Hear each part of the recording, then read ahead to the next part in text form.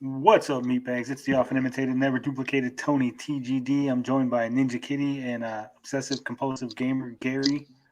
So we're just gonna go over the Fundable page, talk about some of the oddities, some of the interesting things revealed.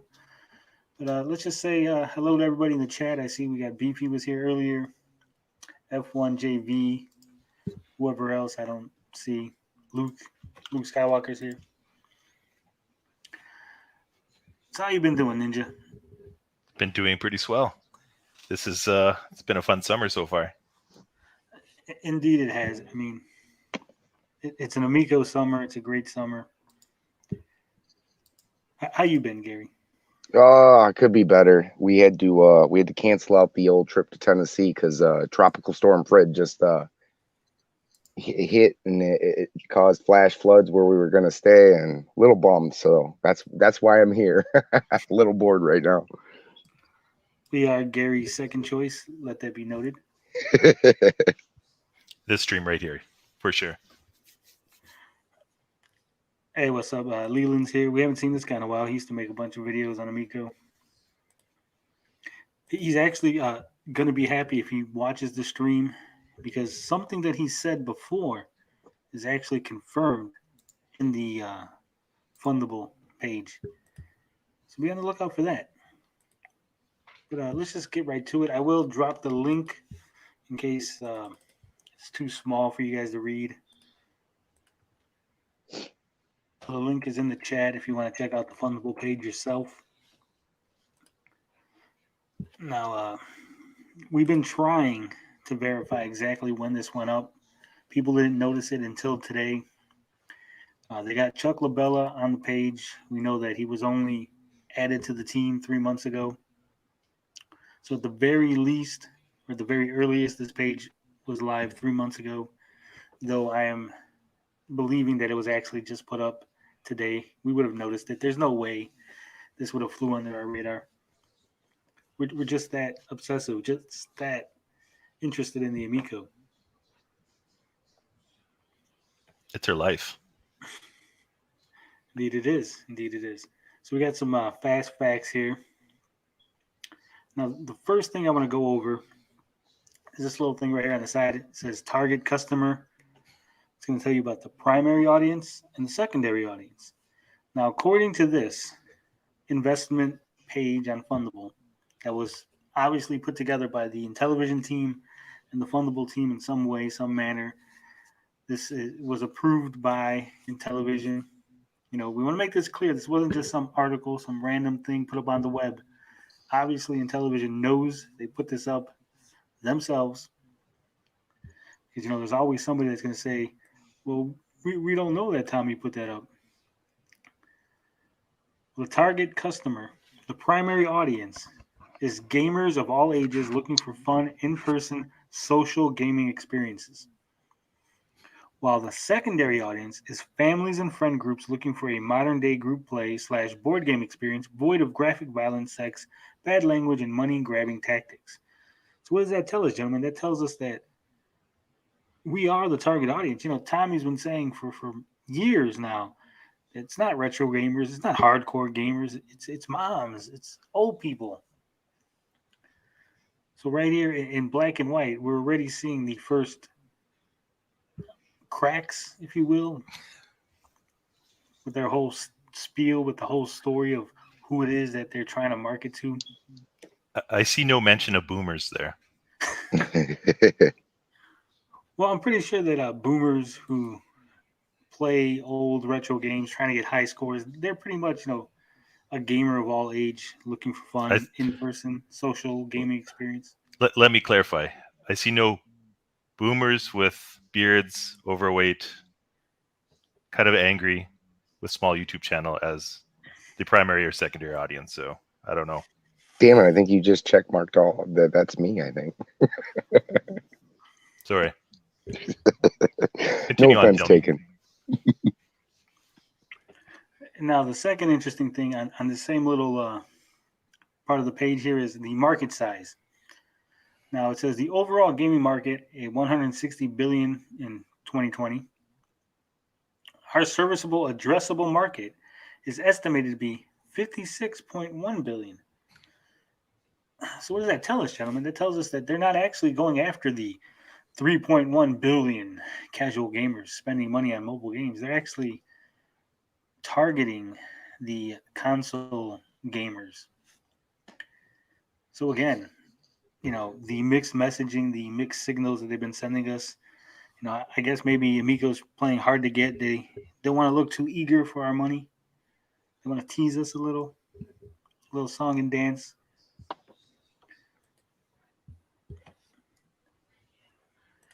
Vijit says, good timing with the stream. Need something to listen to while building a plastic model. Well, I'm glad you can listen to us, Vijit.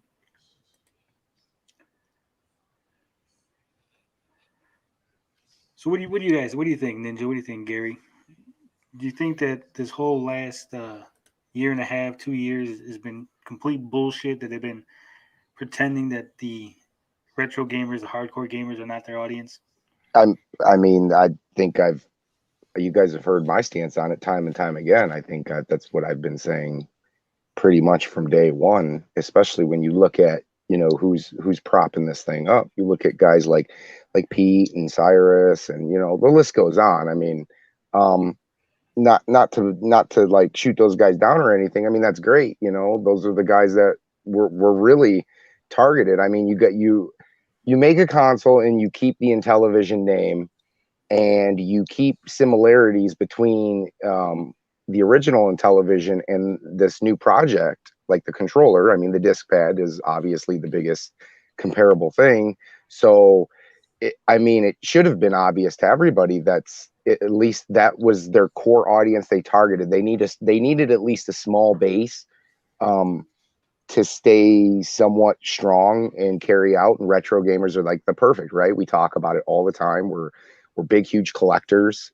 And I think that was the perfect avenue. And then kind of branch off and say, well, we're not particularly targeting you guys. We want, these other people. We want soccer moms. We want, the phone market. And for the longest time, I just didn't buy that. I think your strongest market are these, like Ninja said, these old fat guys with beards. I'm part of that old fat guy with beard. You don't have to be fat. but I mean, anybody who's been following this could see that that's where, a bulk of their fans, that they weren't going to just leave them high and dry, or the retro crowd wasn't going to leave Intellivision high and dry. They were going to stick with this thing all the way through. And it was whether or not Tommy and Intellivision could, tap into these other markets or these other demographics. I definitely agree with that. I think what had happened, this is my theory, could be totally wrong, is they started with the retro console idea and then realized that it's such a minute, small amount of people, especially with Intellivision, that Right. then they then decided, hey, we'll pivot and try to be like the Wii and get this massive market, because the Wii just brought all these new consumers in. And of course they did no research and completely could not replicate the Wii, but they thought, hey, just like what the Beefy had said there, they start throwing a bunch of shit on the wall, hoping something will stick, such as like the casual gaming and senior gaming and all that stuff. But I think that was a desperate attempt to actually, generate interest or to get more people into it, because these retro consoles, you're not going to get tens of millions of console sales selling retro games. So I don't know. I think this is like a last ditch effort. And then they pivoted from the motion control games to the mobile games. That's like their third pivot, because at that point realized, oh wait, there's a lot of possible consumers in that market. So that's why I think there's just complete mixed messaging, because they keep changing and don't know what they are. They're just trying to survive, right? At this point, yeah. Vijit says, I think he meant sick. I think I'm sick of listening to kids playing in dark rooms excuse. I'll say this: if you can't bring your friends and family together to play games, Amico won't change that. Exactly. I mean, Yep. I'm trying not to throw anybody under the bus. I don't want to disparage anybody, but I hear from a lot of the Amico fans how, my kids are in their room playing their Switch, or they're down the hall and they don't want to play, my old games, but the Amico is going to bring us together. What it really sounds like to me is that the adult in the situation is not willing to play the games that their kids are interested in. They want their kids to somehow stop doing what they're interested in and play what the adult wants to play, which really is not the best parenting. Now myself, I don't like Minecraft. It's not one of my favorite games, but you'll see plenty of streams of me and Sidekick Max playing because Sidekick Max loves Minecraft. So I'm willing to play Minecraft to spend time with my child, to bring the family together, so to speak. Tony, Yep. are we allowed to swear? We are allowed to swear. Okay, I will say a few potty words here, but I agree. I think maybe part of the issue is instead of putting up shitty YouTube streams of them playing crappy games, maybe they should spend the time with their kids. And I'm just suggesting maybe playing some of their games because I have no issues. Just like you said, you played Minecraft. Like a lot of the games I don't want to play with my kid or one of my kids, but I still do it just because it makes her happy. And with the Switch, at least there's like hundreds of options. So I think, like you said, the issues with just shitty parenting and not because video games these days make you in a dark room. Right. Those damn whippersnapper games. Yeah, and that's just a bad excuse. And I agree with you guys. I do the same thing. I'm not a Minecraft guy. I think it's just like a video game version of kind of like Legos. I'd rather sit down and play Legos with the build with the kids. But they like Minecraft. Both the 5-year-old and the 12-year-old absolutely love Minecraft. Got the little one, like I said a while back, we got him a Switch for his birthday, and now them two can link up and play, even though they fight doing it, but that's what they love right now. And from the beginning, I just didn't see how, they talked about getting younger kids. I just didn't see how Tommy was going to overcome something like Minecraft's how old now? How long has it been relevant? And I think it's been gaining strength in the last 7 years. It's become, people are able to get better PCs and better consoles and stuff that can run, Minecraft's a game that's really limitless. It's never really going to die because, the more powerful your system gets, the more, mobs or whatever you're building can get bigger, and it can just get more expansive. These kids absolutely love that game. And I personally, I don't see the appeal to it, but it wasn't built for me. Just like the Amico, it might not totally be for me, but I do understand how other people can enjoy that. And yeah, if you're not playing what your kids like, then how can you ever expect your kids to want to sit down with you and maybe play that, old Sega Genesis, Nintendo, Super Nintendo? I think if you get them, happy by playing with them, I think they'll definitely come around. And some of these guys probably should have taken that time to acknowledge that, hey, Minecraft and what's the other one? Fortnite. Roblox. Yeah, Roblox. Oh, that's the big one. They kind of got me hooked for a while into Roblox, and we were having fun. And I said, this is so stupid, but it's something that they love. So, Gary, if I can make them happy. Did you buy the OOF pack? I think we bought a couple OOF packs. You bastard. Don't support the enemy. All right. If you haven't noticed, Vito has hopped on. So what's up, Vito? Test Hey, Vito. 1. How's my mic? It's a little low. Yeah, I was gonna say it does seem a little low. Hold on. I was recording a thing, and how's that? Oh, there we go. Is that too high? No. Perfect. Good. Vito, how's your toast? Oh man, my garlic bread. Actually, Yeah, should have look cooked good. it a little longer. If you guys listen to this podcast I do called The Dick Show, we had an argument because I said the bottom drawer of the oven is a broiler. A lot of people put pots and pans in there. Yes. But then it turns out some ovens it's a broiler, some ovens it's for pots and pans, or it's just an empty drawer. Well, some of them are like heating trays. So yeah, it just keeps things warm. So we were having an argument, and everybody was telling me I'm crazy. They're like, "That's not a broiler. You can't cook stuff there." And I'm like, "Absolutely, you can. I do it all the time." So Yes. I was showing off that you can cook garlic bread in the bottom drawer of your stove. If you have it's for gas stoves because all the heat's on the bottom. Yep. There's a really interesting story about the garlic bread I just cooked. I'm very stimulated by it. You're all welcome that I treated you to that. Well, thank you for that, Vito. Amico time, huh? Yeah. Hell Once yeah. again, So can I say one thing? And I know I don't know if you guys were going to get into it or not, but it actually is looking like a win day for Amico. As much bad news has come out. I watched a video just a little while ago, and I just watched one video on it, so I don't know how true it is. Is it true that Soldier Boy just bought, like, is owner of Atari? Is that true? Could that be a win for Amico? Is that really a thing? That would be great. That would be smart. But I don't think Soldier Boy doesn't have that much money. I don't think. I think Soldier just Boy made a video. one hit, and he Yeah. spent that money. I think he's just using the money he does have to make more money, right? So if Quite anybody possibly. followed the original Soldier Boy console, obviously that was a disaster, and he had a lawsuit with Nintendo, correct? Yeah. Yeah. Oh yeah. So I think he's just looking for ways to make that quick buck. Yeah, I think Well- Soldier Boy is not gonna get paid. Or I don't think he can get paid. Well, someone send him this link. There's an investment opportunity right here. Hell yeah. That's He could true. buy the, Fundable I- / I guess Intellivision. I guess my point was that it was a sad day for VCS fans, and maybe going forward with that console, and maybe a win for Amico not looking as bad as they do week in and week out.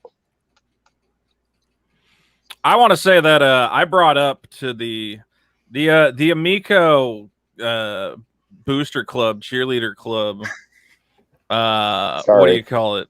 When they said, all right, I don't know how we got into it. I was basically like, who is this for? Who are they marketing this towards?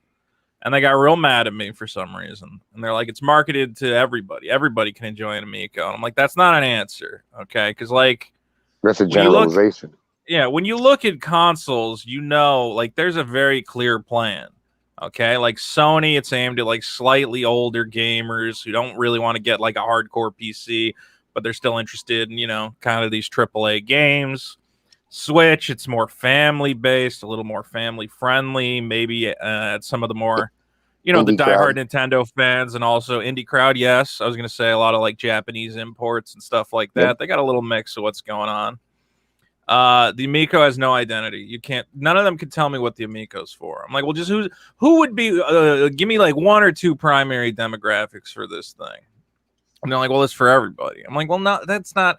And then I said, I'm like, I don't think you guys have ever marketed anything in your life. And then they all got real mad because they all own companies selling, I don't know, bags of barley and oats.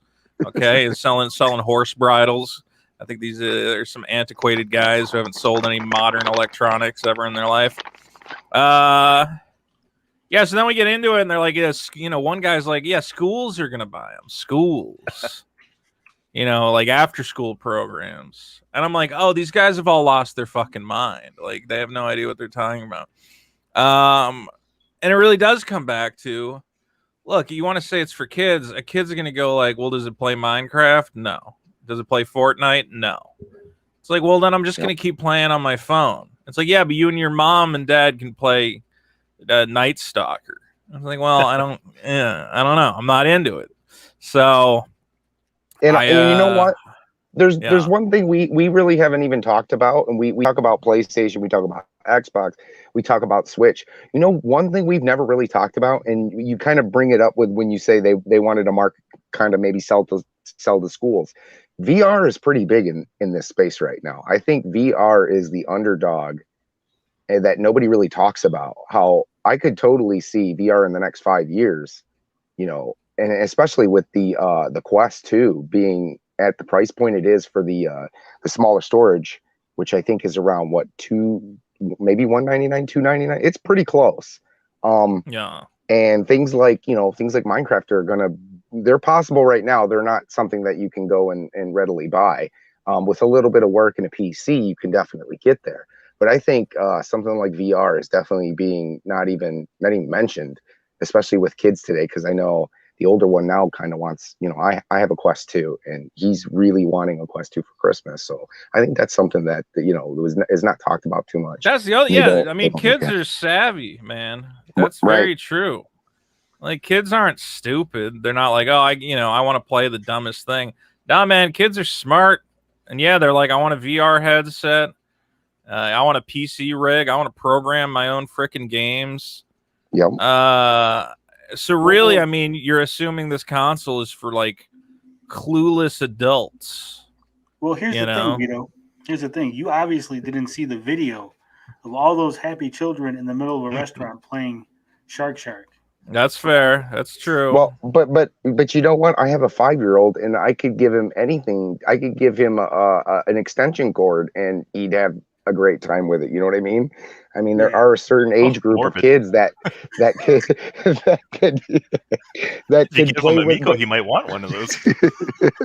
Well, that was kind of my point. That was where I was going with that, because Tommy was touting that around that in the middle of a just family restaurant where there's no games, there's no video games in a restaurant normally, typically. He busted out the Amico, and children were playing it, and they were happy. And he was trying to use that as a jumping off point to say, look, see, guys, the Amico is going to dominate the market because these random children in this random restaurant who had no other entertainment were entertained by this Amico that I brought out. Yeah, I mean, look, if I was working on this thing, I don't know, I keep having recurring fantasies where Tommy Tallarico goes, Vito, listen, I have no idea what I'm doing. All right, you're in charge of the Amico. What do we do? All right, and I'd go, pick a lane. All right, and the lane is not, you got to stop trying to attract this hardcore gamer crowd. Okay, if anything, this hardcore gamer crowd is hurting you because these guys are singing his praises to high heavens. I think is actually making him look worse.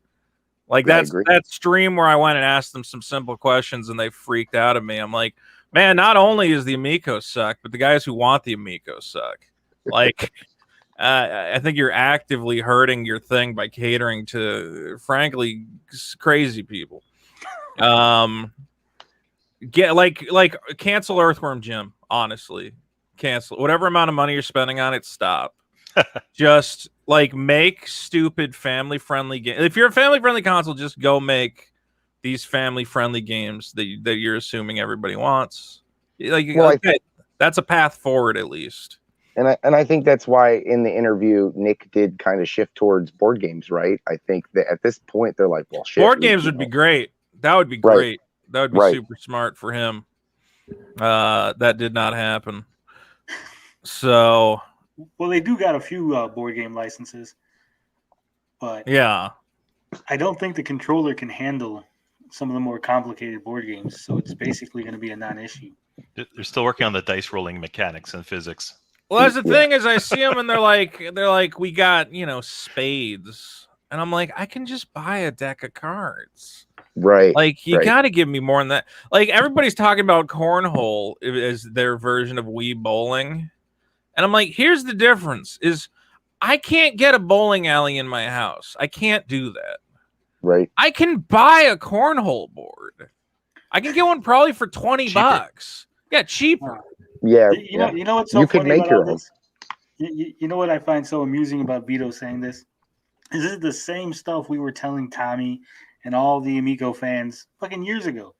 Yep. They said, no, you don't understand, Vito. You can't play cornhole in the winter. It's impossible to play cornhole in the winter. People have.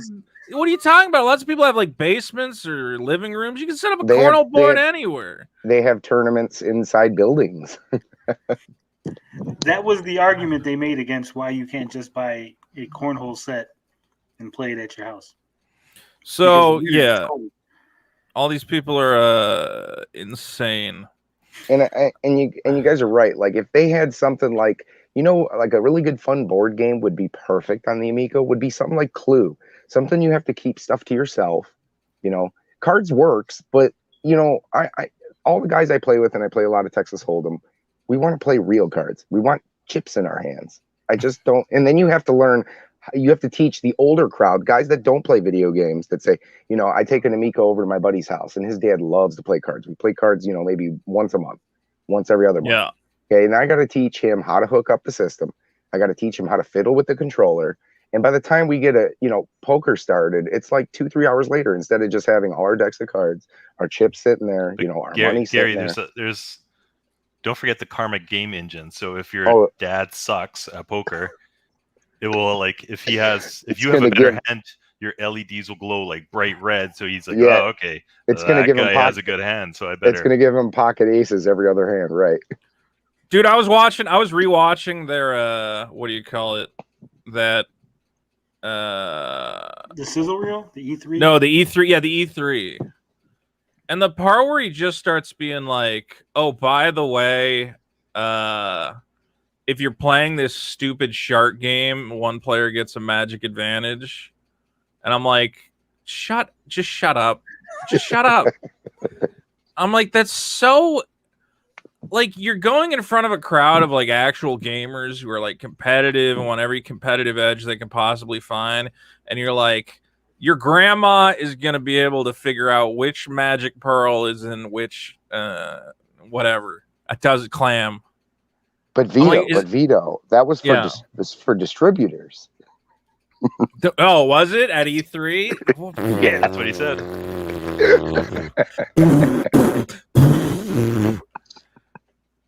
I want to feel bad for Tommy because it just feels like a man out of time. Like maybe if this was like 10, 15 years ago, he could have made this work.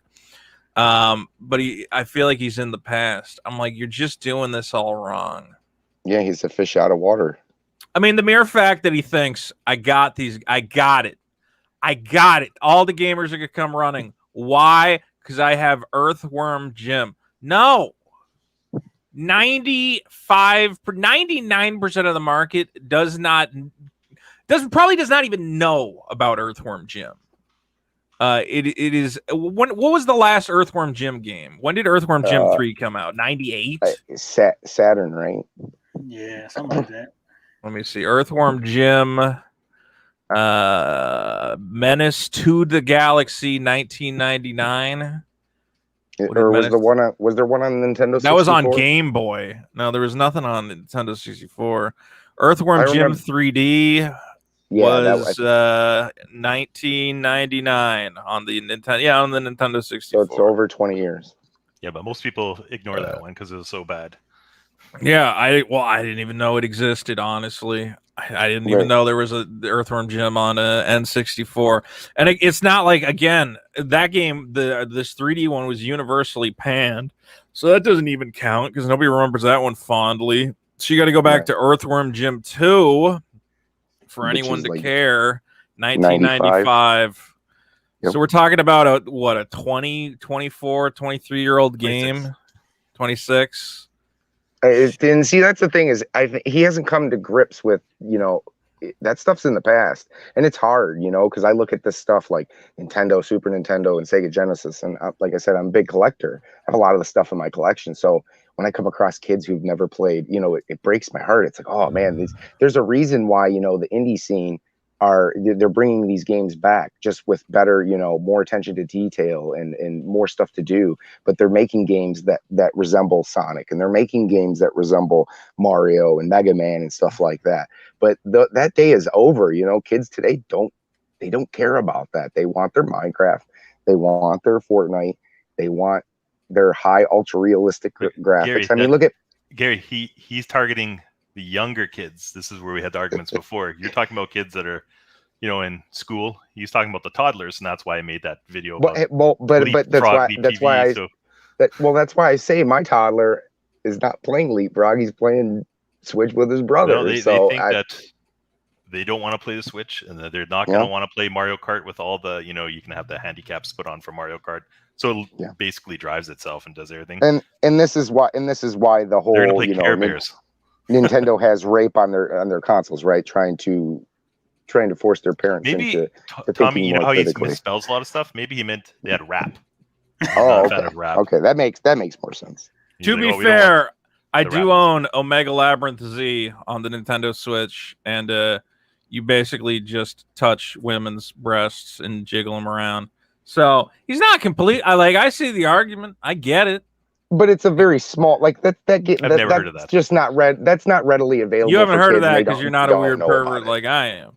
But I call that Life Simulator. Yeah. Life Simulator, sorry, not Life. So but here's the thing: is like, again, I'm like, well, actually, you almost got a point there. If you said to me, "This is a what do you call it? This is a console. It's super family friendly. All we got is, E-rated games. It's for kids. It's got Sesame Street. It's got Care Bears. I'd say, okay, you got a plan. But that's not the plan. Half the games are, again, like kids, like little kids aren't going to want to play Night Stalker. They're not going to want to play Cloudy Mountain. Like that's kind of complex. I don't even know if they're going to want to play like like Pong. Like that's hard for kids. Breakout. That's hard for a little kid.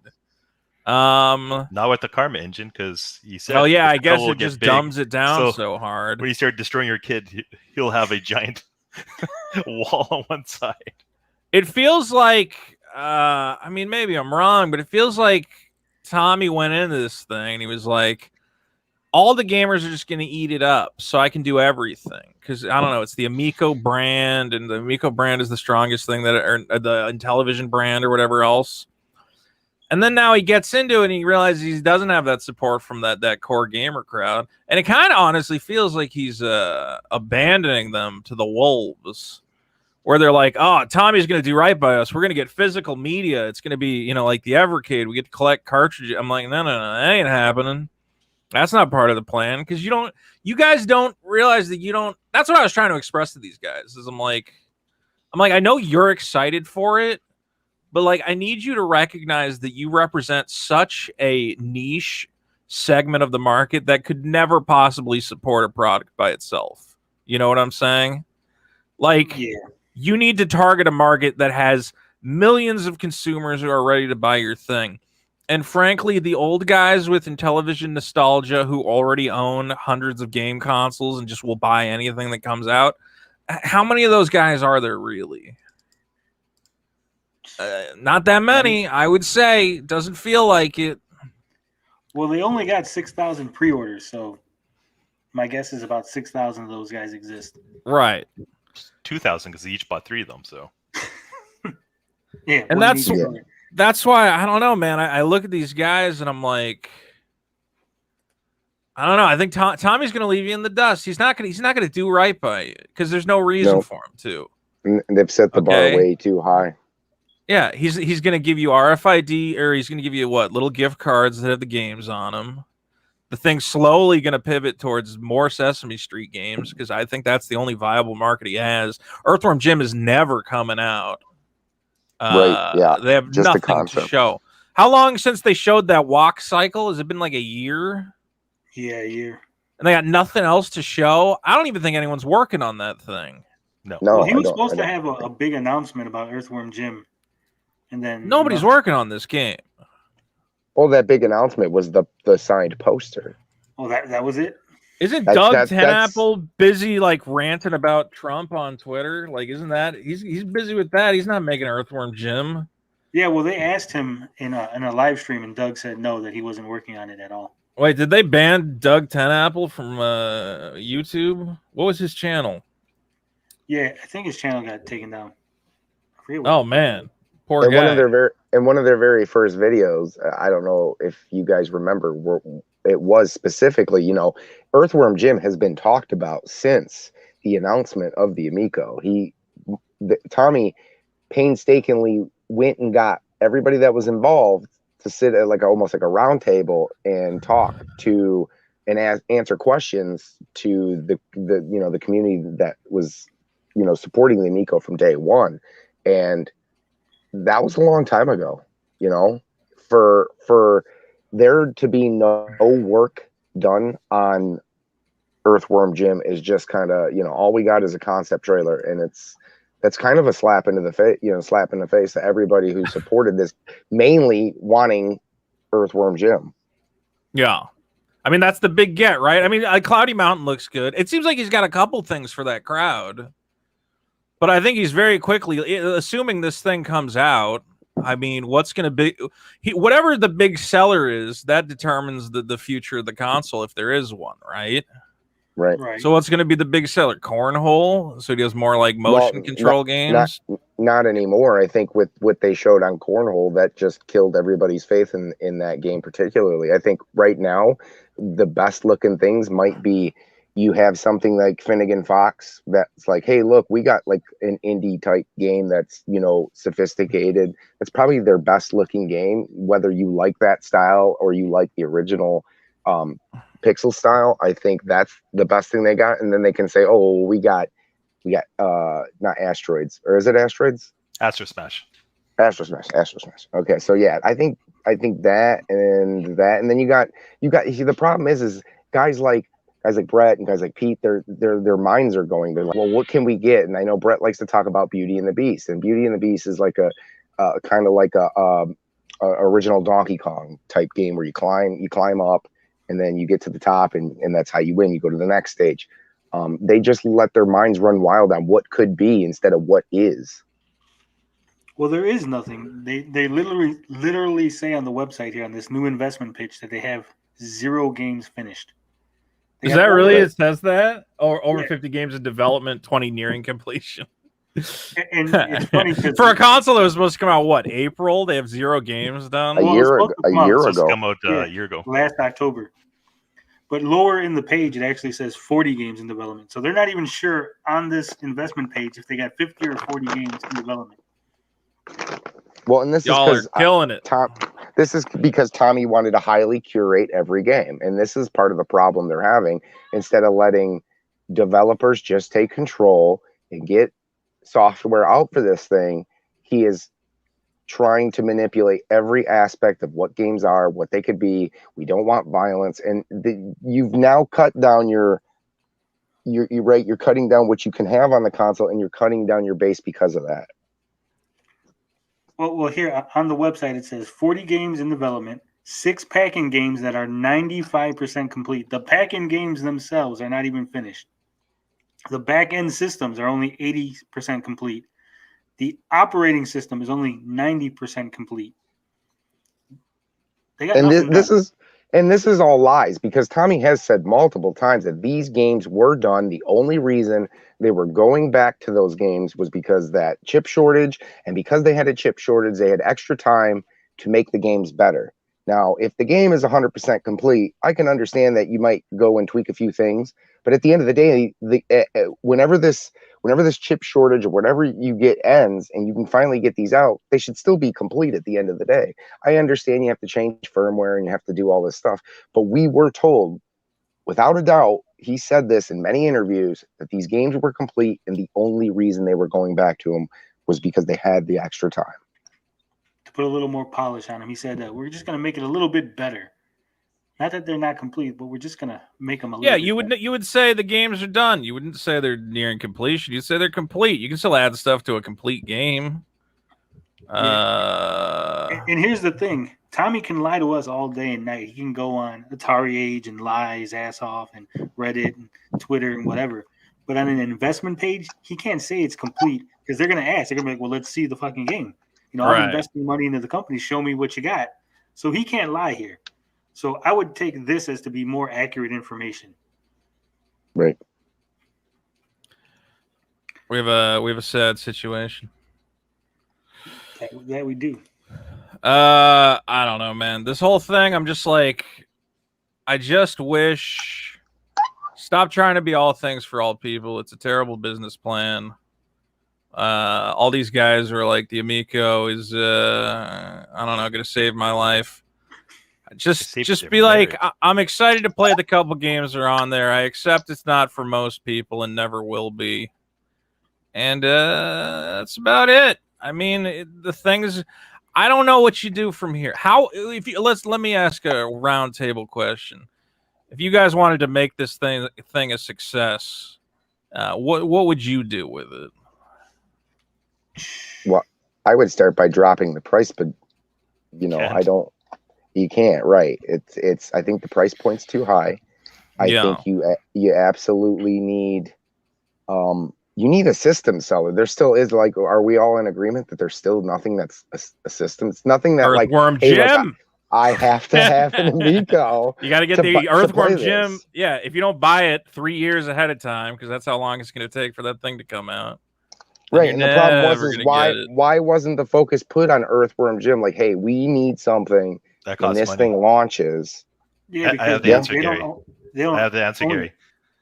They didn't have the Bavarian grant money to put into building an Earthworm Jim game. They were counting on, I think you might even said this, they were counting on the first year of sales to then develop it a year later. Oh, okay. Because most of these games, like, just to rewind a bit, where you're saying, oh, they need to attract all these developers. First of all, no one's going to want to develop for this crappy system, and we don't need to go over all that stuff again.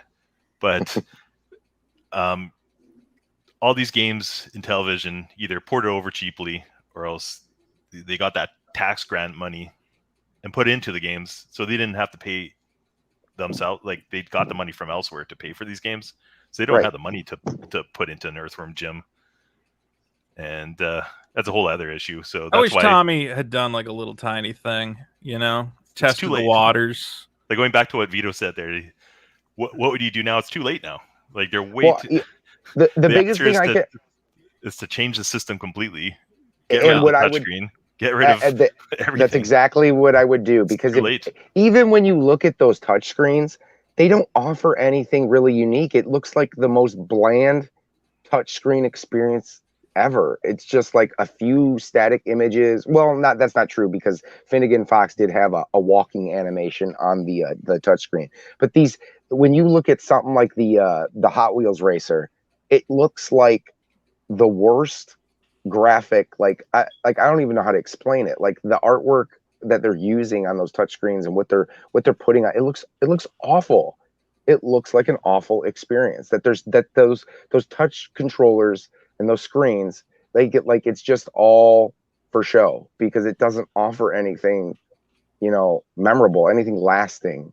It doesn't offer anything to it, at least in my opinion. When I see like the stuff like Shark and then there's a few other things that have been shown on the actual controller, but it just looks very cheap.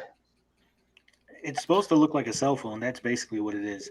He just wants to make it look like a cell phone to try to trick people into thinking that it's going to be a lot more than what it is.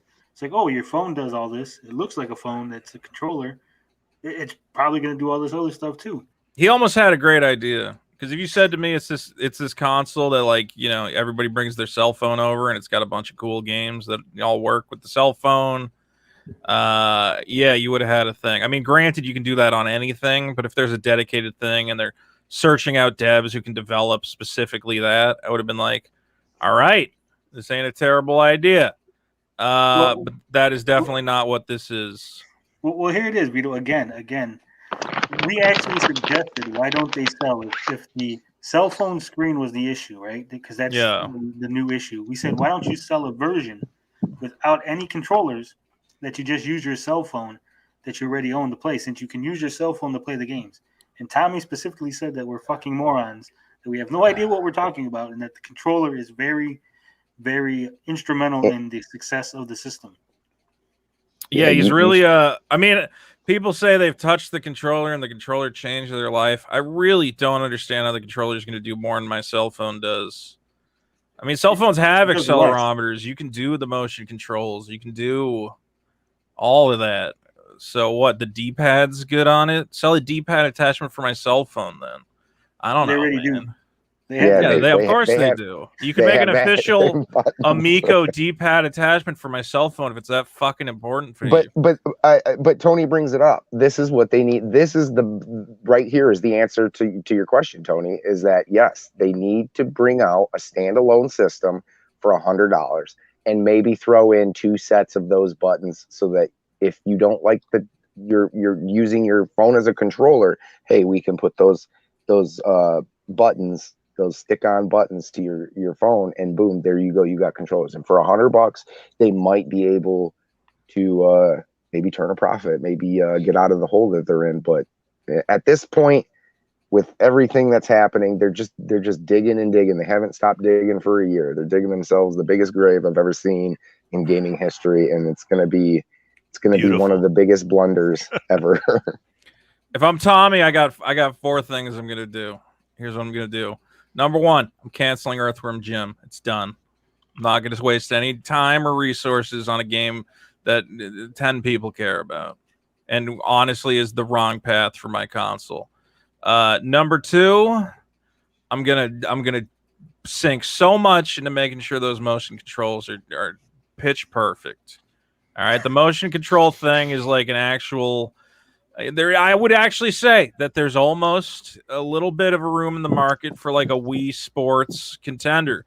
Nintendo has kind of not filled that hole. I don't know why Nintendo hasn't done like a Wii Sports remastered, which I think would sell incredibly. But I mean, we saw during the pandemic, people were seeking out Wiis. People want to play that stuff with their families. Not cornhole. I don't think cornhole is the way to do it. You should have a bowling game at launch, honestly. Should have a bowling game and a tennis game and all that shit. Ring Fit sold quite well, didn't it? Because Ring Fit did, sure, but yeah. I mean, that's like more of a fitness thing. It's not like a party thing. But I think that was part of because of COVID, right? So like what I'm saying is you're touching that. You're right. Because of COVID, had this thing maybe released last year, and they would have had more. You could have had a lot of sales. Games. Right. Right.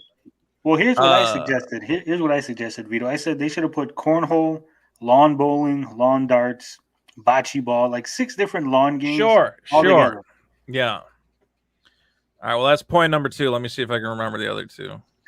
I'm gonna put more dumb kids games on there. Honestly, if you're telling me, we've established older kids want Fortnite and they want Minecraft. You're not giving them that. So why not make this thing toddler town? And there's no Nintendo rape games. Great selling point. That works. If you went on the Home Shopping Network and you told Grandma we don't have any of those rape games, I think Grandma might go, oh my God, well thank God. I'm glad, and might even go along with it. I don't want to buy rape games for my child, my grandchild. Okay. And it's going to be a little sneaky because they are cell phone games, but I mean, most parents might be dumb enough to not be able to tell the difference. Have a version of it that's rainbow colored, and on the box there's a Care Bear and a Big Bird and the Hot Wheel. You could make that work. Point number 4, and here's what the Amico I think should have been. You need more of those Jackbox style party games. Those things are just beloved. I don't know if you guys have ever gone to a party where somebody, hooks up Drawful or you don't know Jack, all that stuff. People go nuts for it. It's a ton of fun. My friends tend to play Farkle when we get together. Yeah, Farkle's your big thing. Play spades. Yep. Play all these games my dead grandma was in love with. Emoji charades. So I would make it a party system. You have your Wii Sports. You got your Jackbox type stuff, and you got your stupid kids games for when your kids are alone and want to play Care Bears. And I know you're going to disappoint your core Amico crowd who's jerking off to their Earthworm Jim poster, but those guys aren't going to move consoles. They just aren't. There's no way. 40-year-old, 50-year-old guys who are pining for the console their stepdad bought them before they went and railed their mom. Like I don't know, man. I don't see it. And they've blocked out those memories and just replaced them with the Amico. It was a good time, the Amico. Everyone did the Intellivision, whatever it is. But it's there's no time left to do any of this. All the money's gone. So I mean, I'm just spitballing. This is pointless what I'm saying right now. Well, I think they just got to release something because they got all those games that were paid for by the German government. That's where he was looking to make his sales. My inside source said that he was showing investor documents. Yeah, the original investor pitch, and basically they were banking on making all kind of money off of these Bavarian grant games because they weren't buying them for nothing. Government was paying for them. Everything was pure profit, and that's where they were going to make all their money, not on the hardware sales. But those are all pack-ins, aren't they? Like I know skiing's isn't skiing a pack-in? Skiing's a pack-in, but you got like Breakout. Is Finnegan Fox a German developed thing? Yeah. All right. Well, that's smart. But you got to tell the Germans, go make me party games. I don't want skiing. I mean, is skiing multiplayer? I guess it must be, right? Yeah. Everything's multiplayer on the. Well, what's Finnegan Fox's multiplayer? Have you ever played Fox and Force? No. Okay. Well, there's a side-scrolling shoot 'em up level. That's gonna be multiplayer. Just that level. All right, I'm excited for this game that looks like a Flash cartoon. Ugh. And that was the thing Evil about Knievel. Earthworm Jim. Earthworm Jim was never going Also to be looks- a classic Earthworm Jim game. It was going to be a Flash cartoon. 4-player-ish party type Multiplayer game. party title. Yeah, exactly. Yeah. Earthworm Jim's Love Shack. Did you guys ever play Chef's Love Shack, the South Park Yes. party game? Yeah. I actually really liked that game as a kid because I was an idiot. I was like, I fucking love Chef's Love Shack. I don't know, man. I would say the Amico is boned. Put it out there. And I don't know. What do you do? The problem is Tony. He's probably going to fire everybody at this point. I mean, doesn't he? Doesn't he have to fire everybody? He's bleeding money. All right, if you're paying a guy a salary, what, $80K a year to be your lead programmer or whatever, and that guy's just sitting around waiting Everyone's for making six figures with them. Fox and Forest to be done, you're boned. Yeah, everybody's waiting on that Fox and Forest. Fox and Forest. Well, they got Playmobil now. They're gonna have those Playmobil games and Yeah. All right, they're good then. They're good to go. And they're Harlem fine. Globetrotters. Very hip. Oh yeah. Does this thing I forgot have about it? the This thing Globetrotters. does not have any sort of disk drive, right? nope. No. Does it have a? But it doesn't. It doesn't even have a memory card slot. Right? I think it does. It has an SD They do slot. have a Is that where I micro put my SD game slot. in? Is that where my game No. goes? No, not at all. You I think take that's where you your insert card, something else. you take your little card and you tap it on the system, and the RFID tells the system that you own that game, and then it downloads it from the internet. Nice. A very amiibo-esque kind of, Yeah. that's And you know old what? technology at this point. And even after it's up on the German websites for the games, Tommy's still like, no, that's not how it works. They just have to put that up there because the government might be mad at us if we don't. Good old Amico. Everything he I just- ever wanted. It's like, and that's, I think, part of the crowd that's actually supporting this. Now they're getting really worried because now it's, he's gone back multiple times and said that this is not what it is. But at this point, when you released that video, you should have just explained what was in the box, how this works, and let the chips fall where they may. Well, that's the craziest thing is, like, let's be clear. They don't know what this thing is. That's the funniest thing. Is they have not finalized any aspect of it. Because, like, they have the part shortage, and they're like, well, we can't say it definitely has this or this because it might not even have that. We don't know what it's going to have. This man's in the bone zone. He's boned. You can't even imagine you've been waiting for a console for 2 years and you don't even know what you're buying. That's what this feels like. Is you're like, what does it do? I don't know. It plays some games. What does the controller do? I don't know. Does it have motion controls? Kind of, but they might suck. How do you buy games? I don't know. How much do the games cost? Something. Like, shouldn't you know at this point? Shouldn't we know every single possible thing about this console? We should. Well, we should, but Tommy has assured us that a 15 million subscriber YouTuber is going to let us all know in eventually one day. Big reveal. 15 million subscribers. Who cares? Who? Somebody he's paying for this with the won't money even he name the doesn't person. have. Wouldn't that be Well, something? I think he was hoping that one of these guys that have been doing it for a couple years were going to turn into that. Oh, he was banking on Yeah. their early success. He's waiting for the Retro Bro to blow up. He's waiting for Pixel Timmy to get there, go the distance. That's the other thing. I don't think Tommy realizes these guys have no clout, no reach, no audience. Why did you cater to these guys? They're not. It's What are they going so to do for odd. you? It's Well, so here odd. it is. I'm going to tell you exactly why he did this, Vito. Ooh. If Yeah. you look on the screen, it says a growing number of organic influencers. You see, Tommy knew that he could talk to small YouTubers and that they would just roll over for him. They'd be starstruck. Yeah. And he could just have them make videos and then use those videos to show investors, hey, look, all these videos are being made. People love it. The system's getting all this hype and all these good comments. Yeah. Hell yeah. He just created a big AstroTurf. That's all he did. And who's the biggest YouTuber he's reached so far? Is that Rich? Rich, who then flip-flopped and said, Flip- "This system sucks." And that killed him. That He shit on him. absolutely killed It him. was awesome. Yeah, Review Tech USA has how many? Almost 1 million. See, could have put him in the pocket, but he couldn't keep him in the pocket. Well, he could get Guru Larry. Guru Larry still has a pre-order. He was on the show. He said he's still holding out for Tommy. He's got hope. Well, good for G Larry. How many subscribers does Guru Larry have? Scraps, get out of here. Like Get out of here, bad cat. 400,000. 400,000. Problem with Guru Larry, not to be a jerk. Let me take a look at his channel real quick. Larry's been doing this for what, like 1 billion years? He's like one of the Something like first that. YouTube guys. Oh, he still gets good views then. Never mind. He's doing fine.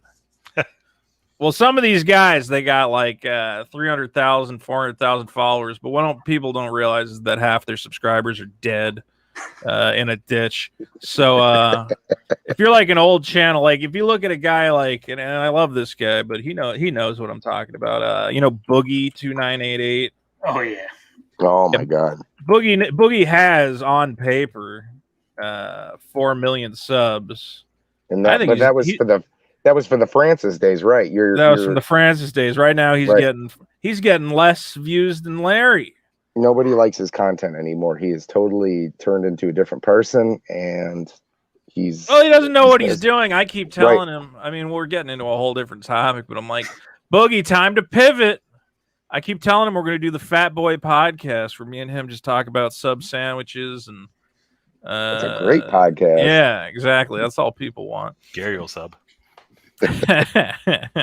Literally. That's pretty good. Hey, Tony, I thought the influencers were going to be moms. Where's all the moms? Well, that didn't work. Yeah. There was the one woman who criticized him up and down, and then I think that put the nail in the coffin right there. I mean, he did say to me when I was on a chat and I told him, like, you got to sell this to mommy bloggers. And he was all excited. He's like, exactly. That's what we're going to do. And I'm like, well, then don't go to fucking E3 and cancel Earthworm Jim because it's a waste of everybody's time. He went to Mom 2.0 and got like 0 traction from that. Oh, did she make a video or something? Is that a mommy blogger? It was a whole mommy conference. It was Mom 2.0. It was Kara that went, I thought. They sponsored it. They did all kind of shit, and they got no traction off of that. The mommies. The big mommies. What are the mommies buying? I don't know anything about that space. Well, they don't want to buy any fucking... I don't really think the mommy blog, like those kinds of moms don't want, like, I know you want to buy your kids stuff, like you said, like a couple weeks ago, Vito, or about a month ago. You want to, you buy these things for your kids to shut them up and get them, out of your hair. Right. You're not buying it to play it with them. Right. But I think a lot of these moms don't probably, like, sure, they've played Nintendo and stuff like that, but do those moms really want to have their kids inside the house and not active? And yes, though I don't see it, but that's Tommy's line of thinking, is that he's got the mommy bloggers in the bag. What they buy is tablets for the kids. Well, there you go. Right. And they play Roblox and say, "Here, shut up, go away." Yeah, I mean, that was always my thought. Is I'm like, yeah, I mean, I already said it, but when you buy your kid a phone, a tablet, it's to shut them the fuck up. You're like, I got to do stuff. I mean, occasionally I get that you want to play something with your kid, but the amount of people who are going to sink $250 into a thing they can play with, I mean, they're just going to, they'll figure something else out that doesn't cost as much money. Like, yep. They'll buy a cornhole board. Either that or buy something cool. Like I would buy, if I had $250 and I wanted to hang out with my kid, I'd buy like an air hockey table or something. Yeah, bubble boy hockey. There you go. Yeah, exactly. I'd buy bubble hockey. That'd be fun. Not a virtual cornhole machine. Yeah, foosball, something along them lines. Yeah. I'd buy my kid an arcade 1-up. We'd play Street Fighter. Like, that's what these. Honestly, like your dads are going to be like, oh, I can buy an arcade machine and play with my kid. That's more fun to them than reliving the Intellivision days. Yeah, and now those are coming out with at least 4 games. They might have just as much as the Amico does when it's exactly. You at least get more than one game. You don't have 20 games that are almost done. You Now got they're doing tabletops, which I think are going to cut down the cost of the machines, like they're doing. yeah. They've been doing that for a little while. It's a good move. Yeah. Well, maybe he should just put all the games they got onto the fucking Amico, sell it as a fucking plug and play, and be done with it. Yeah, I agree. I think what's gonna happen. Yeah, all these games. I mean, at least they'll have the games. At least they'll have those, and I could very well see him putting them on the eShop marketplace or whatever the hell it is, and making something back. That's the thing. When I look at the Amicos, I'm like, yeah, that's pretty fun. I'll play it on the Switch in 4 years from now. Like, that's literally my thought. I'm like, yeah, I'll play it once the Amico, crashes and burns, because they'll just put it on something else.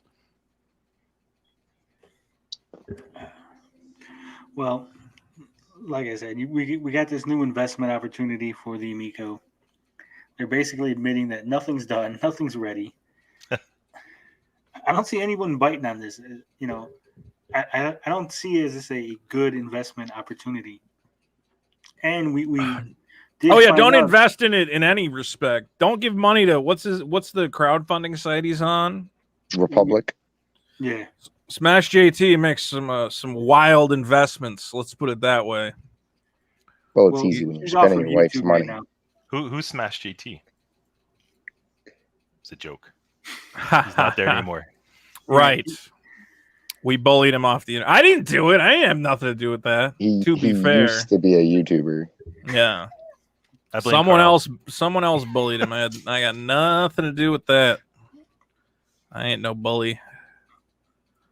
What I want to know is, how are the Republic investors feeling? Because this Fundable investment is completely the opposite of what they were sold on Republic. Basically, he pretty much either one of the other. He lied to the Republic people, or he said, "Fuck them. I don't care if they make any money. I'm pivoting the whole system, and I need to get more money from fucking Fundable."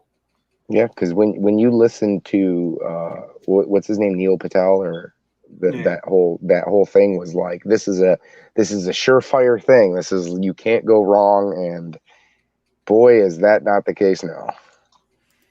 Gotta love those surefire things. Surefire hit. Gary, did you watch that whole video? Because I watched a good percentage of it. Yeah, it's just watching it the first time. It was just it just makes it makes your stomach churn. It's like, oh my god, like this is what they were sold from the beginning, and like, but you'd have to be kind of naive to invest even watching that video. But you got to remember too that these aren't people who are gamers. These are people who are just taking their money that they're making and trying to make money off their money. And I can understand it from that point, because they're probably doing this. This is not their only pitch that they're listening to. They probably were in 10 pitches that week, and this happened to be in the middle of the week, and everything came together and it sounded right. Oh, and that's why Tommy is the way he is in most of his videos, right? Talking about himself, being like, oh, I did this, I did that. And most of this stemmed from the beginning of this, from the investor pitch. This was, hey, look at me, look what I did. And this is what's going to make the Amico sell. Not the fact that, hey, there's nobody on board with it. There's no software for it. We're really filling a hole that doesn't need to be filled. We're digging the hole first is what they're doing. Let's dig a hole to fill it. Well, here's the thing, Gary. You might not realize this, but Neil Patel and Tiki Tawara, the other investment guru that's involved in this whole Amico thing, they basically charge people money to get access to these premium investment opportunities. So basically, they're running a scam themselves, right? Quote unquote. So the people that they're targeting are not savvy investors. They're just idiots trying to get rich quick, and they're basically funneling them towards Tommy, who's taking them for a ride with this whole Amico thing. And that makes more sense. That makes more sense than my theory. But it's hard, right? Because it's like, we look at this and it's like, we knew from day one. At least I knew from day one. It's like, this is going to be a disaster. Pat and Ian knew this from day one. This is going to be a disaster, and we've been nothing but criticized for knowing what's been going on for the last, what we knew was right from the beginning. So it's kind of hard to really nail what is really going on because of it's just a nightmare. It's like whoever thought this was a good idea in the first Tommy place, did. especially with after the chameleon and the VCS and just everything else. Well, if you look on the screen here, we got the manufacturing distribution thing, and it says contract manufacturer Kelcomp. Now, if you remember, ARC Manufacturing they had a big press release. ARC is handling all the manufacturing. They put them in the video. Was it the August 5th video? So what happened to ARC? Why are they going with Kelcomp? Why are they going with another company that unannounced? Do you think that Tommy lost his contract or they missed the opportunity once again, as I noted before, that they missed an opportunity earlier in the year? Do you think ARC just walked away from him and said, hey, we can't just sit around not doing anything for another fucking year? You guys got to find a new manufacturer? Or do you think they went out? Who knows? Tony knows. He knows everything. I know a little, but not everything. I just want to make mention below it says press mentions and it shows IGN. IGN wrote bad press like twice for them. I don't know why they'd use that as a source. Well, it's because that was changed, so it wasn't. No, that was IGN Middle East. Middle East. IGN itself did write bad articles, but see, here's the thing: the investor's not going to go look up Amico on IGN. They're just going to go, "Oh, it was on IGN. It must be good." They're on Yahoo. I mean, must be good. Must be a great opportunity. The whole thing is just very ridiculous. They got way too many executives. You got Tommy, Nick Richards, Rob Johnson, Phil Adam, Hans. They got a European president, Jason Enos, the VP. Chuck LaBelle, VP of Entertainment Acquisition for a company that has put out no products, no games. They got Harlem Globetrotters, though. Oh, you think that's what he facilitated the Harlem Globetrotters? Hell yeah, dude. Hell yeah. Harlem. These are some top properties. Evel Knievel is the hottest sensation alive and always has been, even though he's been dead for 20 years. Kids are clamoring for more Knievel. That's like if Tommy would have announced that the music was not video games live, but would have been like, hey, we're going to give you like 5 Elvis albums. Like, do kids like Elvis? Like, I mean, I know Elvis was huge when we were kids. Our parents or our grandparents probably loved Elvis, but I mean, how relevant is someone like Elvis today? How relevant is something like the Globetrotters today? How relevant is Evel Knievel? It's not.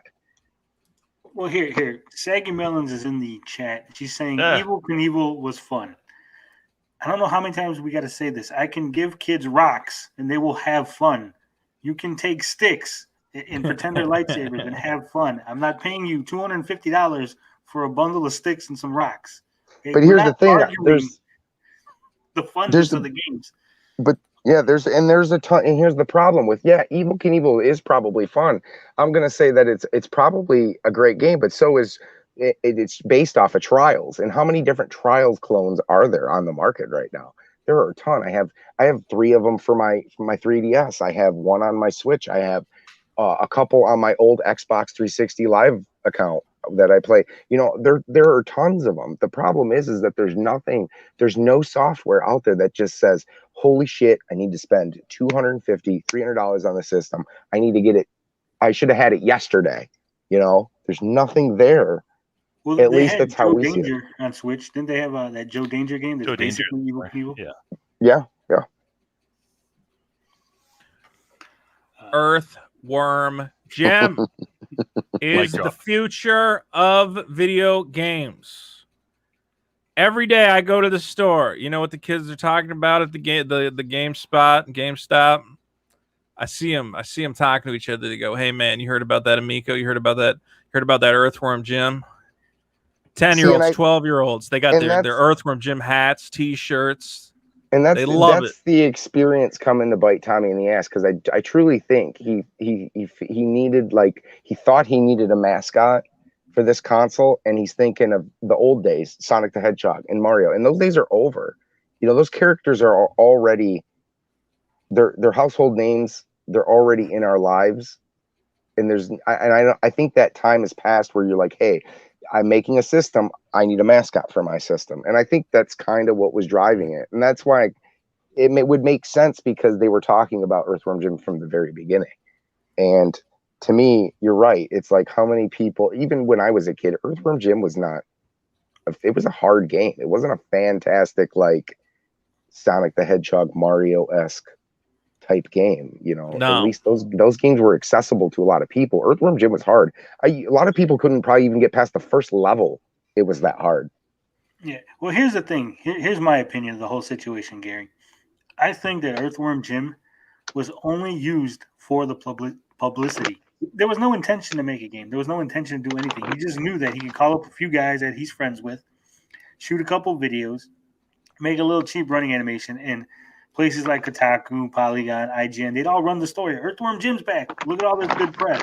Then he could take that press and go to the investors and go, everyone's talking about Earthworm Jim, guys. Right. And I'll agree with that. But at the end of the day, you would agree that all he was going to do was going to piss retro gamers off. People who were looking forward to stuff like this. You were just going to. Yeah. And that's the thing.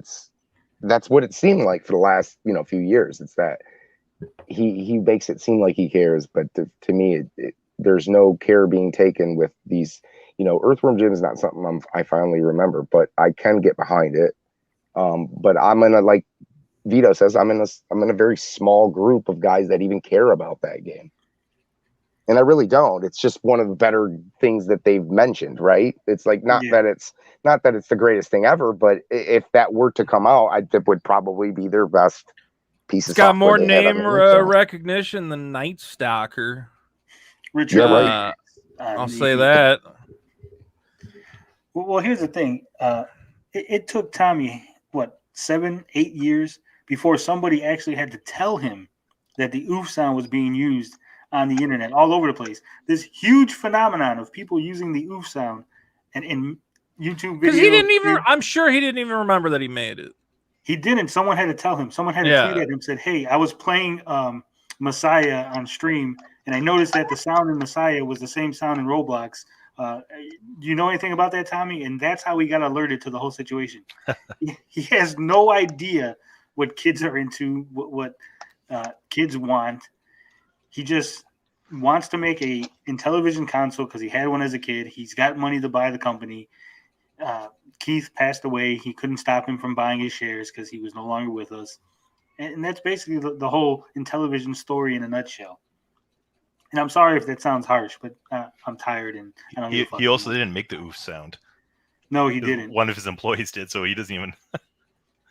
But he owns it. He takes credit for creating it, though. Love that oof.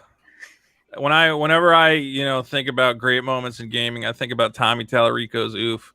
If I was going to put on a conference at $1 billion video game thing, I'd probably lead with the fact that I made a sound effect for a game by accident. Like, that would be the first thing I would talk about. I would say, I even made the oof sound in Roblox. That's my claim to fame. Well, he put it in an E3 video, so. Right. Yeah, no, that's what I'm saying. That was brilliant. I can only imagine the millions of people who went, oh, I got to listen up to this. I got to listen to this. This guy made the oof sound in Roblox. He was also fired from Metroid Prime, so don't forget that. I mean, that's was he fired? Well, the story kept trying to get Samus to go oof. They're like, we just don't think it's on brand for Samus. He goes, no. Every time she jumps down, she should go oof. Yeah, he contributed to the trailer for Metroid Prime, and then they rearranged the studios at the company, and his contract for the sound effects was not renewed when the game was getting fully made. But he still, to this day, will claim that he should be credited, even though it's been updated. They had the trilogy, no new credits. Tommy's never been mentioned by anyone outside of Tommy. But he's best friends with Shigeru Miyamoto. Shiggy, yeah, Shiggy. This is why he brings up calling him by his That nickname he gave him. Big To make Shig. it, Because to he make, says to they shoot make the it, shit about game development.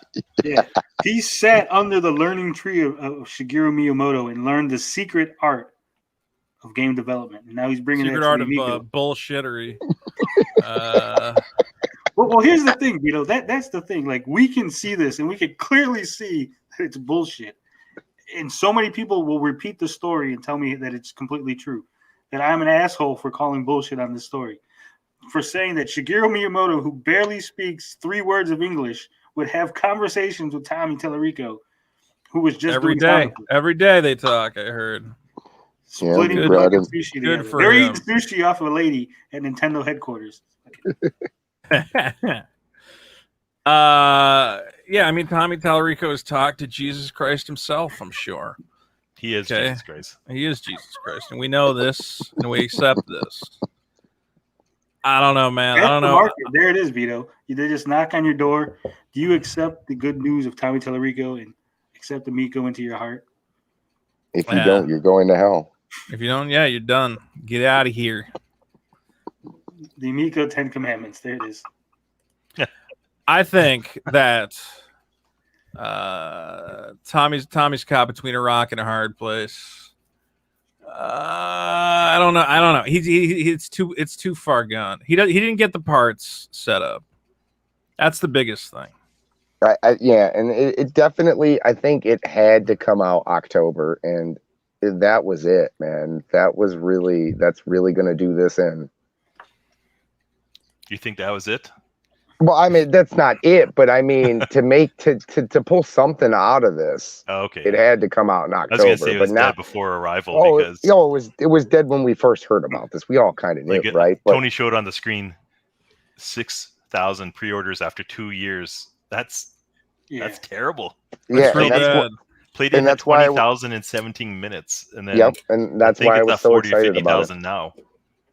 They even had discussions about maybe having to fill orders in 2023. So I mean, that goes to show you something, that there's a following behind that product. There's people excited. One company did it better, And it's extremely niche still. Like, it's still not gonna.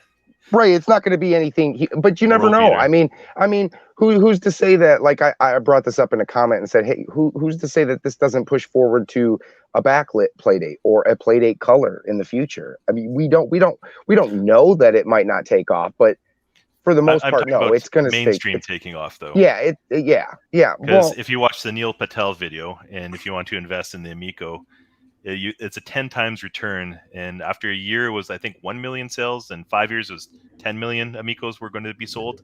Well, That's- well, the funniest part That's the about that numbers they're whole throwing investment pitch, the best part is they said that Tommy's on the investment pitch going, you're looking to make money later in this year.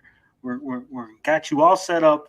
I made it so easy for you guys to just make money because we're releasing later this year. It's coming out. Don't worry about it. Boom, you're all going to make money. Invest. Come on, give me your money. Can I say something to that? What's that? Oof. Not gonna happen. You're not making your whatever this I mean, year. they're 2 years behind that prediction. So I feel bad. I just feel bad that anybody who's got money wrapped up in this. I do feel bad for people I don't who feel are bad. waiting. I don't feel bad for those people. I feel bad for For some people. Gary, you feel bad for Smash GT? Definitely not Smash. No, he makes himself look like an idiot every time he posts a video, and that's why he's been regulating videos maybe once a month. Okay, but there are people out there who have heard the followers and have been like, "Oh, this sounds like a great idea," and there's people who are hating this, and there's no reason for them to hate this because it sounds great. It sounds like sunshine and daffodils and rainbows and butterflies, and those are the people I really feel bad for because they were duped into this, and now it's, well, you might not like it, but as long as you have fun. But that's not where we're going with this. They're going to have a product that if they do get it, if by some miracle that this thing comes out, how long is it going to be supported for? That has always been my number 1 month concern, right? 2 months. That's awful. Like Tony said, they'll probably attach every game that they have to it and wash their hands and walk away from it. Well, here's Saggy Melon's comment. She says, I agree. Don't feel bad for anyone putting their own money into whatever they want. That is their business. Well, here's the thing. We have a government regulatory body that protects stupid people because that's really what it does. We're Yeah. not supposed to take advantage of stupid people and trick them into doing things and giving away their money. I mean, common decency says, hey, don't steal people's money. Don't trick people out of their money. You have to have some kind of ethics. If Look, you're yeah, go ahead. Sorry. I was gonna say, if you're okay with people, being fooled by snake oil salesmen and other shit, then I think there's something wrong with you personally. And I think that's I think we're talking about two types of people here. Clearly, Saggy knows, and that side of the argument knows what they're getting into. Okay, they know exactly what they're getting into. They follow the news. But somebody who stumbles upon, like, oh wow, a new game console, and it's not the PlayStation 5, it's not the Xbox, it's not the Switch, and it costs considerably less than a PlayStation. And I watched a video, and oh wow, an Earthworm Jim, that kind of looks like an even if they don't know what Earthworm Jim is, they go, oh wow, that game could be coming out, and look, that looks pretty cool, and oh, look at these, it's that what worries me. And it's not just like, okay, I want to tell somebody what to do with their money, because this does directly affect things that go forward, projects that go forward in the future, other startups that come up because, hey, wow, Tommy and Intellivision and people behind the VCS and people behind the Chameleon were able to create this product and get people on board, but at the end of the day, they weren't told the truth about what they were getting, and that does affect other gamers in a sense, not completely, but it does affect us and what products we get in the future and how those products are handled and the people attached to them. It does affect us. You're saying like because future products might have trouble getting funded because Tommy poisoned the well? Oh, yeah. Yeah, I could see that potentially, but well, I could see that because look at the Amico. People are looking at it with a closer eye thanks to the Chameleon, the Coleco one. So because of Coleco and Atari, the Amico got a little harder time. And now if the Amico fails and flops out of the gate, the next thing is going to have a harder time. It's going to keep escalating. So right, and it's why Pat and Ian pushed so hard on it, because they followed the Chameleon and the VCS so well, right? Yeah, I mean they're like Pat and Ian. That's the other thing is Tommy should have not been adversarial with those guys. He should have said those guys are doing their job and I respect it. These guys are consumer advocates. They have questions, and I'm happy to answer them to the best of my ability and tell them what I can tell them. But instead he went, how dare they question me? I'm the great Tom. I made the oof sound in Roblox, gentlemen. You are in no position to question me, the great Tommy Tallarico of Video Games Live, which was the wrong way to go about it. He thought starting a little war would get him. I don't know if this was a planned thing, but maybe he thought. Either way, he leaned into it and he said, "Oh well, this is any press is good press. I'll be the enemy of these guys, and we'll fight it out, and that'll whatever." The problem is he had nothing to back it up. You can't back it up. Maybe at one point he was going to be able to back it up, but then he had his his shortage and whatever else, and he's just screwed now. So yeah, he should have respected the lack of respect for journalists. The only guys who potentially could justify your thing and in some regard.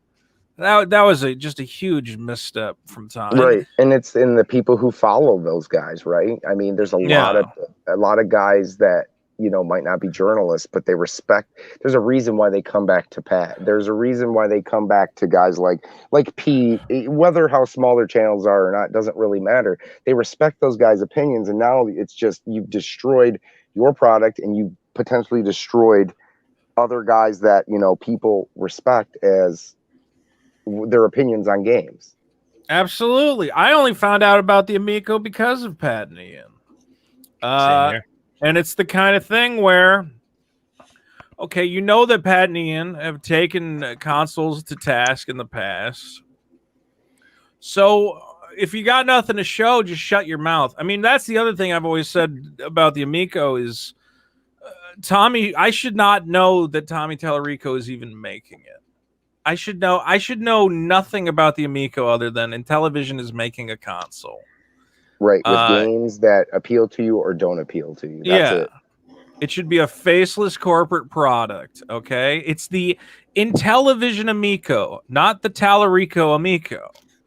So you wouldn't start your E3 press conference with 2 minutes? No! of talking No! about yourself? No! When I saw that, I could not believe that Tommy Tallarico would start a conference going, not, hey, I got a great new thing for you, but going, I'm this guy who has frankly terrible credits. I did some work on Metroid Prime, maybe. Again, a game which, when was the last Metroid Prime? Metroid Prime 3 came out when it's like this man is going out of his way to sound like my grandpa. 2007. So you're basically telling me, if that's your most recent credit, you're basically telling me I've been out of the video game industry for about 14 years now. And I'm coming back with the Intellivision. Like, you have no recent credits to your name, Tommy. And Stop. it's strictly sound design, right? He doesn't have He's any never credits, developed anything. He's never designed anything. That's not the way he portrays himself, though. Because in some of the videos, he's like a designer. He's created games and he's done all this other stuff, but very misleading. Yeah. He should just come out and say, I basically made Super Mario Brothers, basically. Ask Miyamoto. I basically made that. That was me. I'm Tommy Tallarico. Yeah, it was my idea. I talked back in the day. I used to talk to him. He said, what if a plumber ate a whole bunch of mushrooms? And he just took it and ran with it, but that was my thing. Well, if you listen to him talk about Intellivision, he makes it sound like he was there in the 80s running Intellivision, because he'll be like, we did this and we did this and we had this kind of market share. It's like, Tommy, it's not even the same company. You fucking had to start a new company and call it Intellivision Entertainment. Right. It's like saying the guys from Atari, like the guys that made the VCS were. 56K in the chat. It says the perfect thing. All right, either put up or shut up. If you got nothing to show, you got nothing to show. Shut up. When you got something to show, come on out. Let's talk about it. But you keep putting out these videos where you're like, I don't know, we got a half-finished cell phone game. Well, then just don't show it. Keep us in the dark. Tell us great stuff's coming, and we're going to announce it when we have something to announce.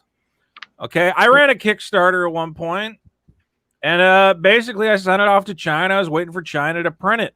And I would send out an email or an update maybe every 2 months, and I'd go, listen, guys, I hate to say it, I got nothing new to report, but it's getting made, same as the last status, and I will update you when I have something. All right? Because I had nothing new to show, so I invent something new to show. I'm not going to show you Finnegan Fox with me holding the controller upside down. I don't understand that.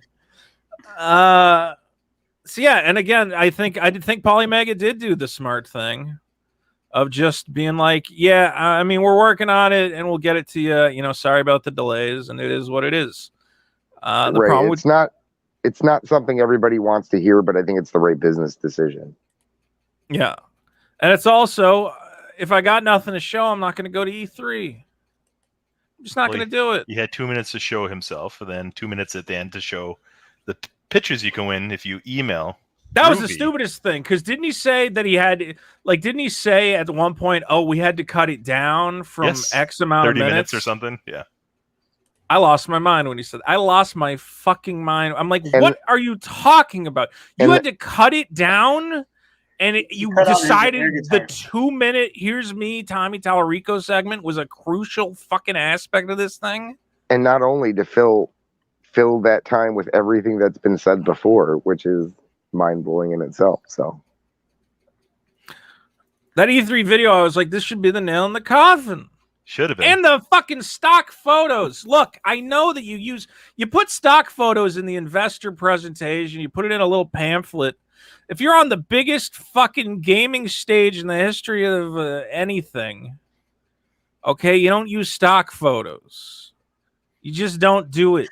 Okay, that's why I get so mad at these other Amico guys. Is I'm like, look, man, I've done marketing. I worked for a video game company. All right, I made video game trailers professionally. I don't talk about it, and I haven't done it in a while. But you've probably seen some trailers I've worked on. I know how to market a fucking video game, and I'm not gonna talk about working on the Roblox oof sound.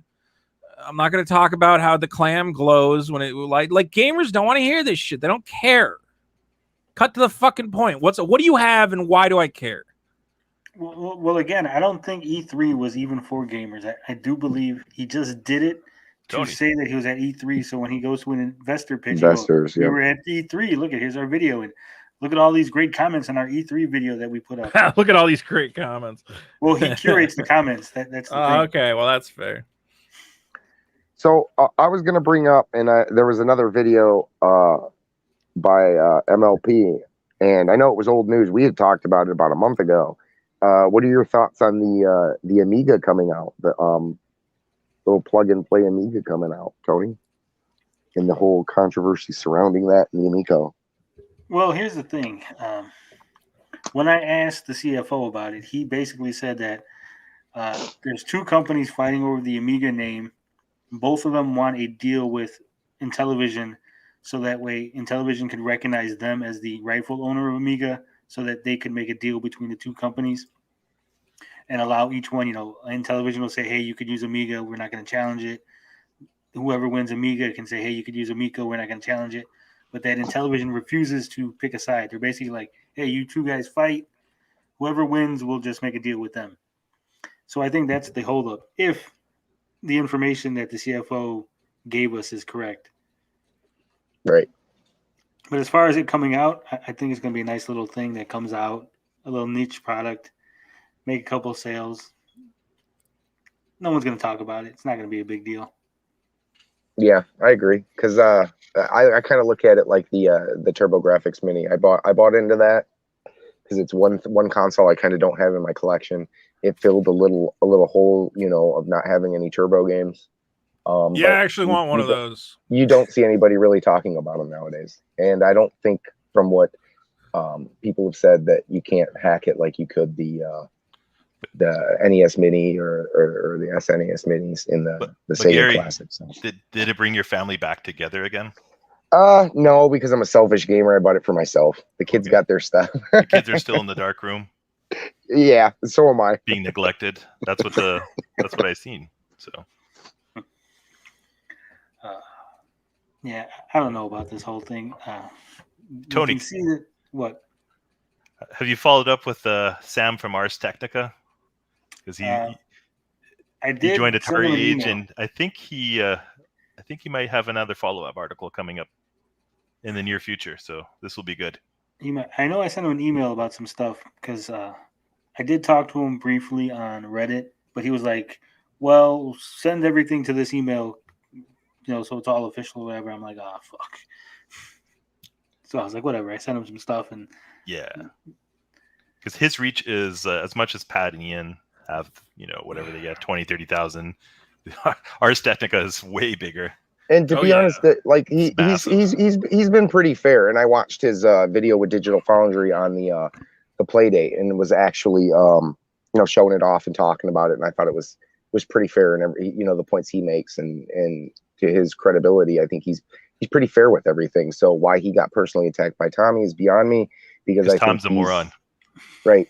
He isn't aware of who Sam is. Like I watched Sam on Victor Lucas's YouTube show. He's on there every once in a while, and Sam is a very opinionated and feisty type of guy, and he doesn't take well to people who are bullies, and so he'll go out of his way to right. He's not going to back down. He's not going to back down, and it's oil and water. Their personality types, him and Tommy, so that's why it even makes it even better.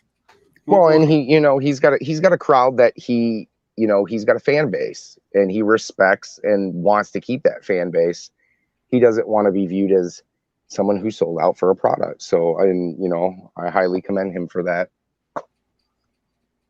Yeah. Okay. So real quick, Vijit says that the Amiga is going to be a huge thing in Europe. People over there are excited, and you don't have to hack it to add games, just like in C64. So apparently the Amiga is going to be huge in Europe. Yeah, that's from what I heard. It was going to be able to be side-loaded and all that good stuff. As far as Tommy and Ars Technica, that just proves again what I've been saying about him being out of touch, having no idea how the internet works. When Sam tweeted out, "Hey, we should Photoshop, controllers into wacky situations, or Photoshop over their Photoshops or whatever," right? Tommy should have just leaned into it, like, oh yeah, that's a great idea, Sam. You know, whoever does the best Photoshop in television controller in a wacky situation will get a fucking $25 gift card or whatever. Then he would have avoided the whole situation. He would have took the thunder out of fucking Sam's, comment. He would have owned it as his own. It went off. He would have had a little publicity. Sam probably would have came around and said, "Oh, this guy's a fucking nice guy." He took it on the chin, and it was all good. And we wouldn't have got that nice, spicy Ars Technica article. So I'm kind of glad that Tommy didn't go that route. Sure, he made the Gong Show go on. It's great. He's their worst enemy. Like he himself. He should hire like a guy who knows how to make a good looking. That's what I don't understand. Who's this guy who's making an Amico talk show? You guys saw this, right? Panda Tasha. Sam. He's got like a 3D Amico set. Yeah. You know what I'm talking about? I have not seen this yet. No. Oh my God. Should I bring it up? Howdy Amico. Look up Howdy Amico. Yeah, Tony, bring it up. We will bring it up. We'll give him an extra bring it view. up. I watched this and I was like, first of all, these people are legitimately insane. Second of all, why don't you take advantage of these insane people and just have them produce your fucking media for you, because they're nuts in their head. I might have seen it, but it's not ringing any bells. I want to see the set that you're talking about. The one that reminded me of the Eiffel 65 Blue music video. That's what it reminded me of. Okay, but it's actually really well made, which is why I honestly I wanted to like make fun of this guy, but I ended up just feeling bad because I'm like, oh man, you could spend this time on something worthwhile and like maybe make like a little YouTube career, but you've just bought into Tommy's little hype machine. So is he going to be the official voice of the Amico? Like, I don't understand. Yeah. Well, here's the thing. He has a channel. He's been making content for a little bit, and I guess getting no traction. So I guess he thought that he could just make this Amico video, get some quick traction, and then distance himself from Tommy. That's what I think his plan is. But we'll watch the video. It's 6 minutes. I actually gave him some advice. I was like, hey, man, you're making really good stuff. Your thumbnails are terrible. Hey, I didn't see you come in there. Welcome to my new favorite Amico show.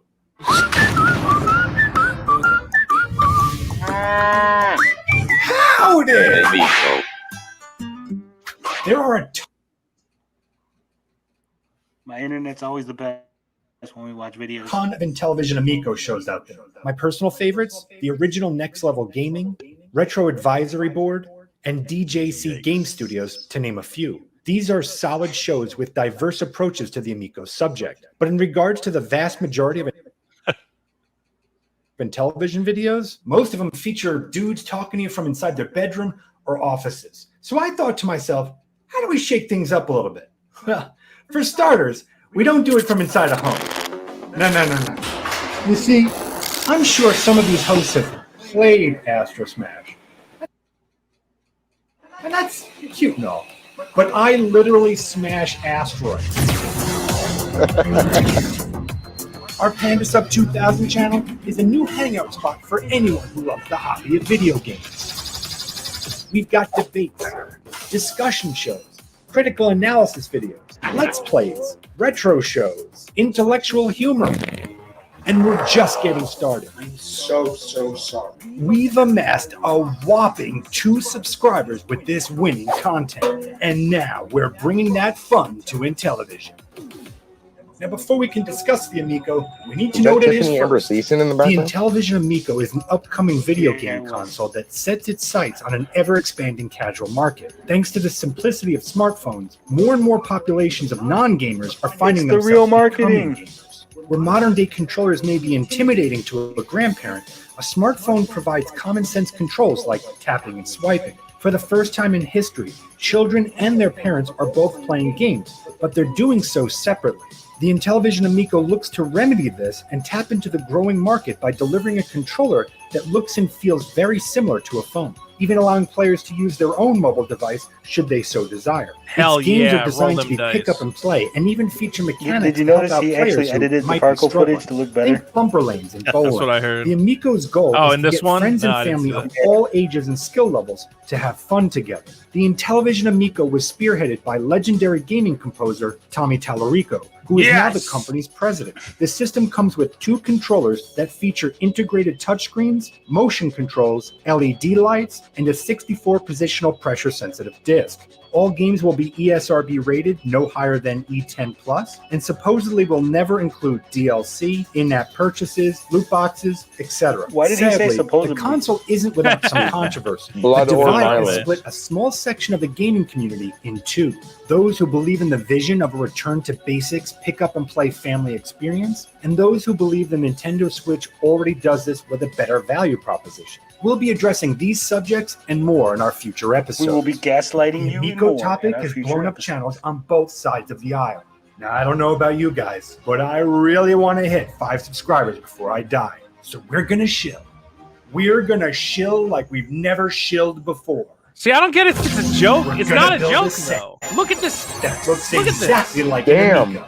We'll be able to play new and old Intellivision games in front of our audience. I hope Tommy fully gives him a immersive free holographic Amico. environmental system. Try and say that. Damn. He's gonna give That him is the You want to play quality Shark right Shark? the Underwater? video games live Or- soundtrack. How's about Moon Patrol?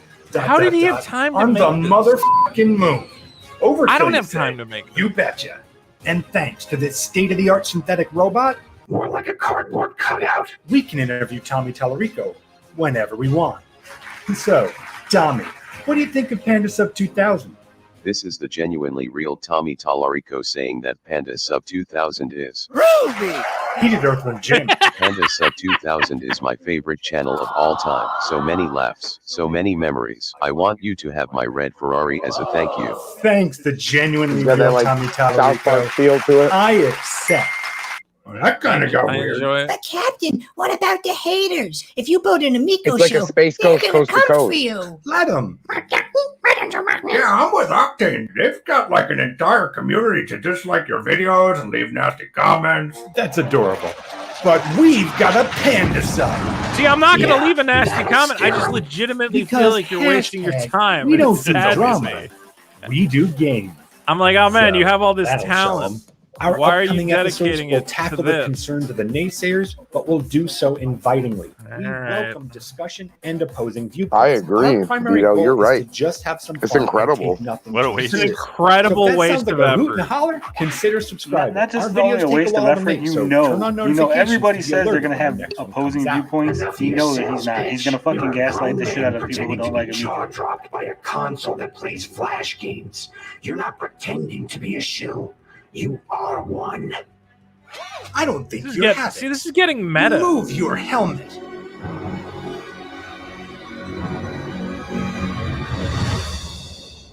I should have known. Skip it about Enough of this teaser. All right. We'll see you in our well, next episode coming real soon.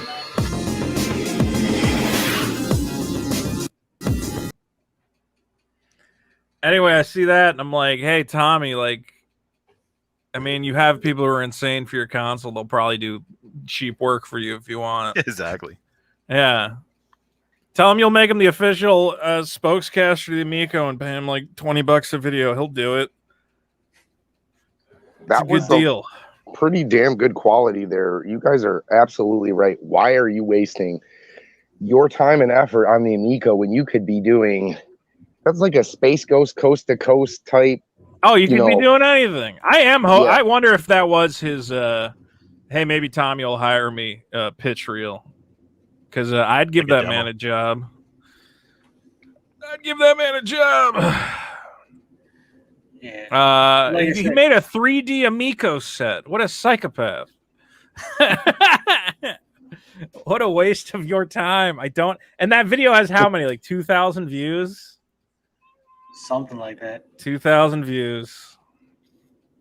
2.1 thousand views. 2.1. Panda sub 2000. Come to me. Come to me. I will tell you how to get subs. Okay, you legitimately have the talent and the creativity. don't waste it on the Amico, please. You can make some Amico videos, fine, if you're really excited for it. But just like, just a couple things you got to. First of all, the thumbnails are really bad on his channel. I told him that, and he thanked me for that advice. You got to make thumbnails. You got to look at thumbnails on your phone if you're a YouTuber. Look at it on your phone at the smallest possible size it can possibly be. And if you can't read the text that you put on the screen, you got a bad thumbnail. You see how tiny his text is on the channel? Yeah, I'm looking at it Yeah. now. I'll have to If check you look it at out. it, if you look at his thumbnail for the Amico show, I'm like, dude, I can't, from a distance, I can't tell what that is. I have no idea. I see a shark. I see some words. You got to put your face like front and center. There's a system, is what I'm trying to say. Anyway, man, don't waste your time on this, Panda Sub, please. Please don't. Please stop. Yeah, Oh, what are you going to show us, Tony? I was I just thought you going were to show going you to the show us. thumbnail. I thought you were going to show us can't even read OEB it. Pete's. Yeah, Yeah, you you're can't right. read I it can't. from that size, right? Yeah. Nope. A bunch of them you can't read. Like, they look cool. They would Yeah, I look see a lot of cool, neon. like anywhere else. But you see that one that says like the truth about Mass Effect? You can barely read it from that distance. I can't see it. Yeah, that's my advice for all you fledgling YouTubers. Go look at my channel real quick. Type in Vito. Yeah, about the 1-2 words I can read from that is Resident Evil and music. The rest of it are not. I'll say this legible. about my thumbnails. They're obnoxious. Why are they obnoxious? Because I want you to read them. Like you can't get look, you get 3 words. You can read pretty much every one of them. And then a little small picture, you know. Yeah, well, the other thing about thumbnails, I'm getting all YouTube specific. The human brain is instinctively drawn towards faces. We try to recognize faces and things that are not faces. You ever look at a plug in a wall and you go, "Oh, that looks like a little face." You know what I'm talking about? Yeah, you're right. You're right. Little designs in wood, the clouds. Yeah. Yep. There's a word for it, and I don't know what it is, but we're always looking for faces as instinctually. So the best thing you can do with a thumbnail is have a giant face. Because somebody will be scrolling by and you make eye contact with it. You go, "Oh, what's that pulls guy them looking in. at me? Oh, it's Superman." Which, if you think about it, the few things we actually laughed at in that video were when Tommy split like Ike and said groovy, and the moment the robot revealed itself to be Rich. Those were like probably the funniest moments. We were like, "Hey, it's a person. I like seeing people." Yeah. That's why Avatar, everybody looks like a giant. That's the other thing is people like babies. This is off on a tangent. Remember that movie Avatar? Yeah. Or any Disney movie. You know why they have giant eyes? Because you go, "Oh, it's a baby. Look at that baby. I want to care for that baby with its giant disproportionate eyes." So that's another thing. Human brain is weird, man. We're stupid. Yes, Hey, we Tony, are. did What's you up? see OEB Pete's response to the Panda Man? Oh, you mean Omni Pete? Omni Pete? Oh my God, that was directly because of he was trying to get Tommy's attention back from Panda Sub. Like a lover trying to win back the attention. He's Yeah, it's trying like to a woo. wife. You know, when That the was wife, bad. Woo. That when was the real wife gets bad. a new hairdo because the husband's been stepping out, she thinks he's gonna keep him around. It was sad. It was sad. I'm gonna ask you guys the question I asked in the chat. How long do you think it took Panda Man, whatever, to make that video?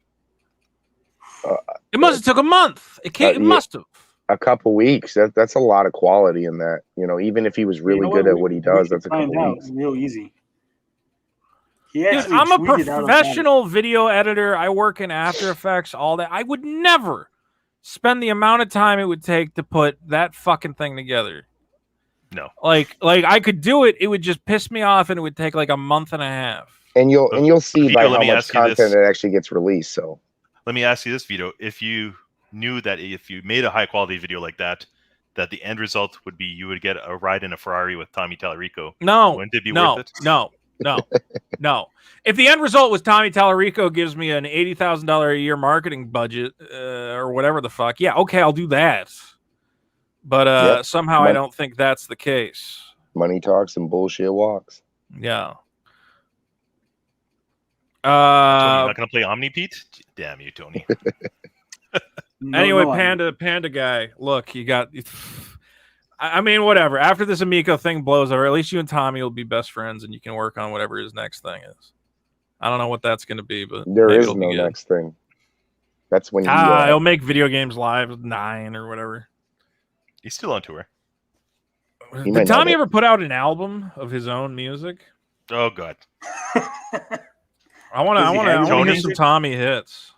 Vito, are you aware of the gift that was given to everyone? Yeah, I am more of the Okay. gift. I mean, I was honestly, I was like, you know what they're gonna do? They're gonna send everybody one of those Intellivision plug and play controllers. I'm like, that would be kind of fun. It's like a fun little stupid gift. Way worse than what I thought. Way I worse. thought they might give like carrying bags free. That way you'll be Yeah, or a incentivized to free take your Amico out. game or A free digital game would just make sense, even if it's right. Pong. Just one Even if it's game, Pong. right? No, we Well, got hell, he could have music. added a 7th pack and say, hey, you know what? We've been delayed 3 times. Here's an additional pack in game because you guys waited so long for the Amico. Somebody but said, yeah, go ahead. No, I'd say I'd the say it problem costs is that it's not even music that's going on the system. It's like you guys said last week. It's music that Nintendo. you could just download from your computer, which is absolutely awful.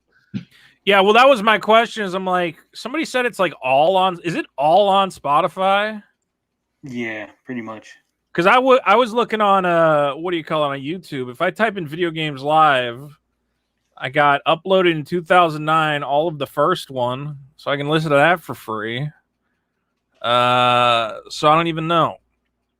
How much of the music can I just get anyway? Do I have to? I forget. Do I have to Spotify free or do you have to pay for like a? There's 'Cause I don't Spotify listen. Premium. I don't know. Okay, You 'Cause I was could gonna just go on say- YouTube and find it all for free. right. If you Well, really I was just gonna say, like, I don't listen to that stuff, and I don't know if it costs any money. But if you had to pay for Spotify to get that, it would be awful. Well, you could just go to the Video Games Live channel and just listen to all the music. I'm probably not going to do that either way. Video Games Live is more of a visual thing. Have you ever watched it, Gary?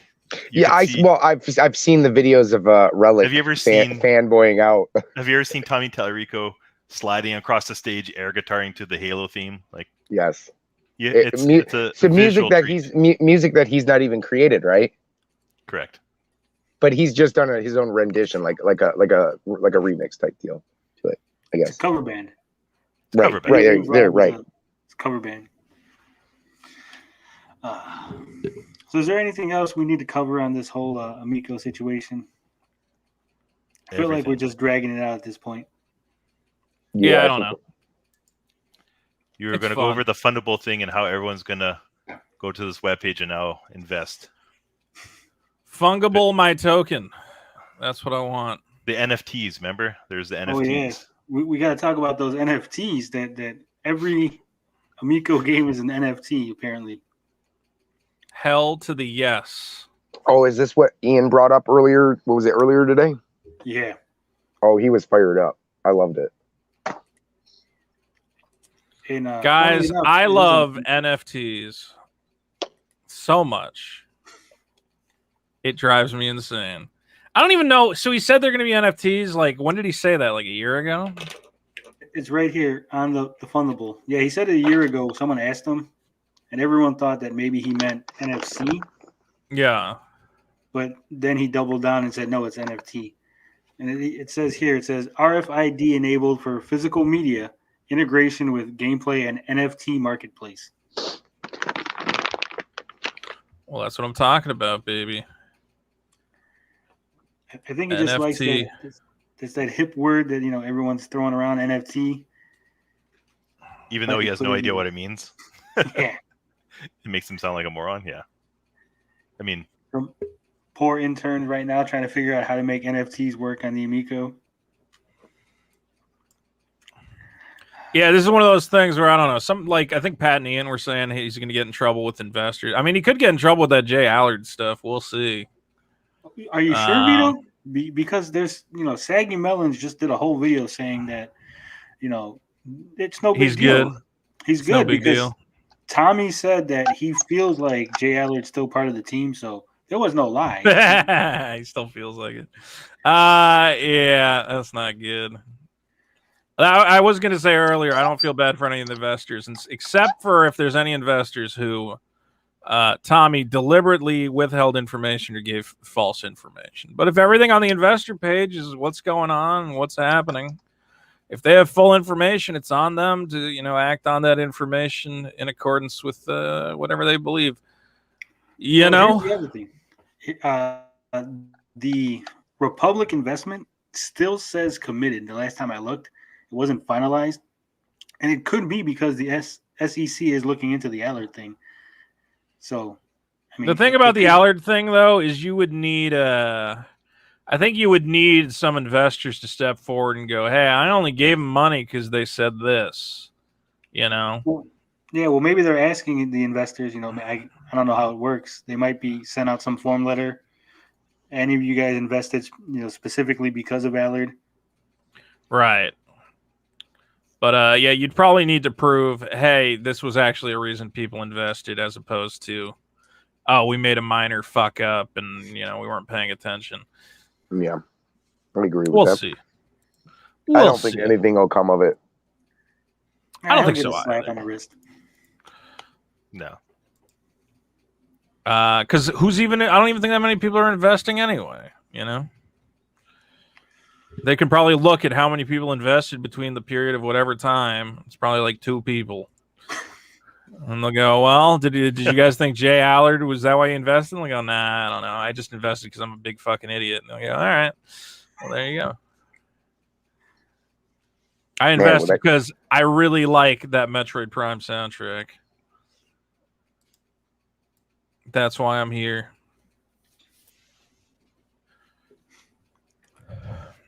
Well, it's saying now that there's 2 campaigns for some reason. There's 2 what campaigns? 2 Republic campaigns. I'll pull up the page. 'Cause fuck it, why not? Do it. Do it. Question, Tony.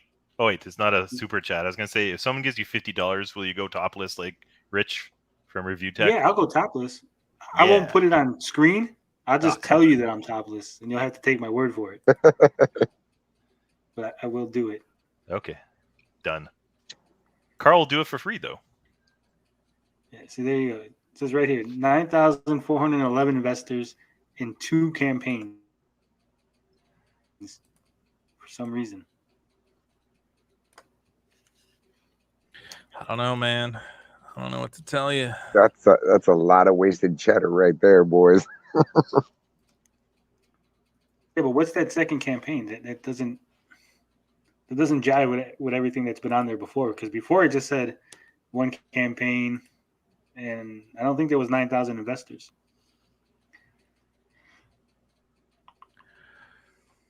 Well, Tommy's got friends in all the right places. Over 100,000 units pre-sold to fans and retailers. It's a lot more than the 6,000. I wonder how many Evercades have sold. I'd say under 10,000. You think? Nah, I think it's more than that. They're in retail, right? Are they? I don't know. Are you talking about like the handheld or the VS? The handheld. The handheld. Well, the handheld. I'm pretty sure I saw one at my local Meijer. I'm not sure if it was Evercade or not because I wasn't paying attention to the Evercade at the time, but I could have swore I seen Evercade stuff at our local retail chain. Just see, the Evercade's great because I know what sold. I know what the Evercade is. I understand it. Right. I don't understand the Amico. That's how I feel about the Playdate and some other things that are coming out, like Analog Pocket. I think you know what you're getting. I understand the Playdate, absolutely. I can't even make fun of it. I'm like, no, it makes sense to me. I think the guys making the games for it are probably dirty hippies, which is why I don't want one. But other than that, I know what the market is. Yeah, I keep coming back to that. I'm like, you got to tell me who this is for. Right. Families. I'm like, well, why don't they just buy a Switch? This is not the console war. They got all mad about the console wars. You guys have this console war mentality. No, I fucking don't. I don't understand. If I'm a dad, I've seen fucking a mom or a dad. I've seen Switch commercials on the TV by now. I know what a Switch. Is there a parent in America who doesn't know what a Nintendo Switch is? Really? one of the hottest selling holiday items for the past like 4 years. Even if there isn't a parent, because when I used to go to work, people would always ask me, what do I buy my kid? Switch, Xbox, PlayStation, and in the end, they always end up buying whatever the kid wants because all their friends are playing a certain console. So there's no parents that are clueless. Yeah. And I'm supposed to believe that those, again, like that's what I said to those other guys. I'm like, so this is a console for people who already own a Switch. And they basically said yes. Like that was the weirdest part is they didn't even deny it. They're like, well, yeah, because you already own a Switch. Now you want something new. And I'm like, well, then you're telling me that has an install base of only people who own a Switch already. Like, did you understand why that doesn't work? And they contradicted themselves, and this is why I had posted a comment, responding to that to you guys and said, like, dude, we were told that this is going to a very hyper casual market that don't care about video games, so that doesn't make any sense to me. No, it makes zero sense. Yeah, I did a whole video on that reaction they did to Vito because it did make. Yeah, they delisted the stream. I think 'cause they got really mad.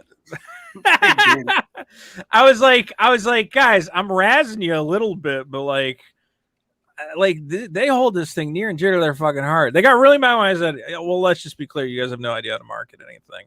Right. Well, I know everything about marketing everything. My fucking family has owned a horse and buggy company since the 1910s. And they're not self-aware that, why do you think people are calling you shills and cultists? It's because you're getting angry. To be fair, they knew who Vito was. They saw him on my channel. So he had 2 strikes already. He Retro Bro invited me on his thing apparently at one point. I was like, yeah, send me a message. I'll come by. Now he fucking hates me. I'm like, well, what did you want? Like I'm not gonna be your best friend. It's a stupid looking thing, and I told you that. Don't you? He got really. I was like, don't you understand? This is like a little back and forth. I rip on you, you rip on me. It's not that big a deal. Oh no, they take. Okay, I'm not coming to punch your kid in the face. I'm just telling you, you're backing the wrong horse.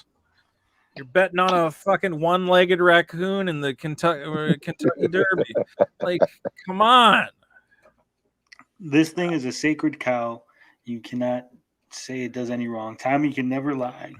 No. They were trying to recruit Vito. That's probably why. Yeah, they wanted to recruit him. I think Tommy wanted to recruit me at one point, and I was just like, Tommy, buddy. You're making this thing wrong. It's wrong. You have a bad product, and just make it less bad. Come up with a plan. That's all I want. Well, Tommy wanted to recruit Tipster at one point. Yeah, that wasn't gonna happen. I told Tipster, me and him got to talk about the Amico at some point. Tipster, Big T. I love that guy. Because of Smash JT being the top Amico guy, it would have been really funny if he did recruit Tipster, and then Smash would have to pretend like they like each other. I would have had fun with that. I don't know, man. It's an exhausting time. Yes, at this point, we're beating a dead horse. Yeah, it's true. It's fun, though. It's a fun and I'm loving it, though. Yeah, it is fun. It is a good time. I don't know, folks. Look, here's what it comes down to. Is that we are just being haters. We're bitter, miserable failures in our own lives. We're going after a beautiful, successful man like Tommy Tallarico because we have hate in our hearts. That's all it is. We have hate in our hearts. And I'm ashamed. I'm ashamed of what we do here. And I am looking forward to Panda Sub 2000's Amico show to put me in my place. I deserve it. I'm sorry. I'm sorry, Tommy. I'm sorry I'm a disgusting hater. I can't stop hating. I wish I could, but I can't. It tears me up inside. I watched some of your videos, Vito. I mean, you were hating on Thunder Force. That movie's awesome. Shut the fuck up. You know you're joking. You know, you're goofing now. Thunder Force, what a movie! People don't even know what Thunder Force is. Thank God. Thunder Force. Thunder Force is a Netflix Melissa McCarthy vehicle. My God. Not worth watching. I'll tell you that right now. So yeah, sorry for hating. Saggy Melons, you know I'm a hater. Saggy, I'm sorry. It's funny because I did watch that movie. It's dumb. It's not a great movie, but No, I it's had very fun. bad. Me and my kid were goofing on it, so we kind of enjoyed that, I guess. And it's fun to goof on movies for sure. Yeah. So I made a video replying to your video, Vito, and everyone. Oh, was really? Like, yeah, and they're like, "Oh my God, you just wanted to throw Vito under the bus because you're clout chasing." And I'm like, Vito didn't even see this video. I'm like, yeah, no, I haven't even. I missed. I'll have to look it up. I'm an idiot. I miss everything. Yeah, well, because I searched for my name. Did you put my name on it? I don't know how. Put your name on it. Well, I don't know. I don't know what to tell you. It's funny because in the video, because there's a comment on your Thunder Force video where I was like, "Yeah, me and my kid like it," and you're like, "Well, get a better kid." Like, yeah, I remember that comment. I remember saying that. So I was laughing about that, and they're like, "Oh, this is revenge. You've been plotting revenge for a month." And I'm like, "Yeah, these people are idiots." Nah, nobody knows that. That's the thing, man. These Amico roll with the punches. Why do you care if other people hate on the Amico? You're not Tommy Tallarico. You're not going to lose any money. I mean, here's an important thing is you gotta roll with the punches, man. A guy who rolls, that's a big problem with Tommy. He doesn't roll with the punches. He goes, the haters, they're coming for me. The haters, the haters are ruining my life. You got to go, yeah, I know it's not for you guys. I know you like the Switch, and just roll with it. A great example I always bring up. Do you know Rob Liefeld, the comic artist? Yeah, Rob in the Wild for the 90s was like the hot shit artist until everybody realized, wait a second, this motherfucker can't draw at all. Like, not even slightly. He has no idea what a human woman looks like. He can't draw feet. That was the funniest thing. Anytime he had to draw a comic character's feet, he would just put a rock in front of them or like some mist. I remember that. He refused to draw. He's like, I don't know what a foot looks like, and I refuse to learn. Like, that was it was hilarious. And he gave pouches. He was the guy who everybody had a million fucking pouches all over him. So he went from like the hot shit artist that everyone was trying to copy to everyone going, oh, this guy sucks. Let's rip on him. But he never got mad. He never like didn't roll with it. He went, listen, man, if all I'm known for is that I'm the guy who made some fun Captain America books. He also invented Deadpool. I think he was partially responsible for Cable. He's like, if that's all I'm known for is I'm the guy who invented Deadpool and I can't draw feet, I'm pretty okay with that. And now everybody's come around, and now everybody who was goofing on Liefeld for the longest time, they're like, you know what? That motherfucker's all right. I like that guy. You got to roll with the punches. So Amico guys who got all mad at me for making fun of your whatever, it's not a big deal. Just have fun. Have fun. You gotta have fun. Well, that's what I said from the beginning. I told Tommy too. I was like, when people were calling it a foot bath, you should have just rolled with it. You know, joked, made a little foot bath shirt or something. Yeah. He's been defensive every step of the way on every comment that's ever been, published of it. So. Go back on those old videos. He's fucking attacking channels with like 30 subscribers because they made a video saying they didn't like the Amico. Like, he literally made a video which was like the second or third video he made, reading comments that were hateful comments and then just making excuses and then just kind of like, I don't know. It was just weird. It's like, why would you put the effort into that? Well, Gary, if you watch late night TV, you would know that they do that on, I think they used to do that on Fallon or Letterman, one of them, where they'd read mean tweets. So he was trying to copy that, thinking that it'd be cool if he did the same. Oh, okay. He's trying to be hip. Yeah, he was being hip with the old kids. It's hip to be square, man. I did send Carl a link. Carl wanted to jump on real quick. Vito's Nemesis. Which one's Carl? Do I like Marvelous. Carl? Carl's the one that you yelled at for chewing on the mic. Oh, yeah. What the fuck? I was so mad about that. I was like, bro, what are you doing? Carl will wake you up. Why was Hey, he? motherfuckers, I was- what's up? Why were you eating on the stream? I like couldn't believe it, or whatever that was with the microphone. He was I had just other breathing people. heavy. I had other people come to me and they're like, "Yeah, I don't know." Like they were also complaining about it. It was funny. What's up, Carl? How's the eye? Carl. Now he's not Eating even fucking there. What is this? He's probably getting something to eat. Oh my god! Careful, I'll fart on you. Oh, Carl. just got an eye surgery. What's going on, Carl? How's the eye? One moment. Healing. The eye patch comes off tomorrow. Then I gotta wear it whenever I go to bed. Or We're The losing you a little iPad. bit, Carl. Yeah, Or is that just me? yeah, we're losing you, Carl. You're coming in and out. I love this guy. It's always something with Carl. Best podcaster in the history of the fucking medium is Carl. Come on, Vito. He's got That's- this great personality where first he breathes into the mic, then he eats a bag of chips, and then he disappears. It's like, This how is- can you get any better than that? This is really what the All Access crew is really pissed off about, losing Carl. Probably because you know what, we joke and laugh, but Carl is a great guy. It's funny. It's unpredictable. If you know what you should do, Tony? What? Get since you have a lot of free time, I'm assuming. Oh, lots. Find the that all Amico podcast where they drank and got drunk, and just take the highlights of that 3-hour clip and make a montage, show a video, and then you'll see the pinnacle of podcasting and the cringe and everything. Yeah, Exactly. Was that the night Exactly. they were playing it? Was that after the Crayola event? No, No, He's no, it talking was about the before one that. where they were being all cringy towards Rhea while she was laying in bed. Oh, I might have missed that. That's the one where the one guy. I won't even go there. Just won't even go there. It's just forgot to have children. I think my kids are asleep, but it's just bad.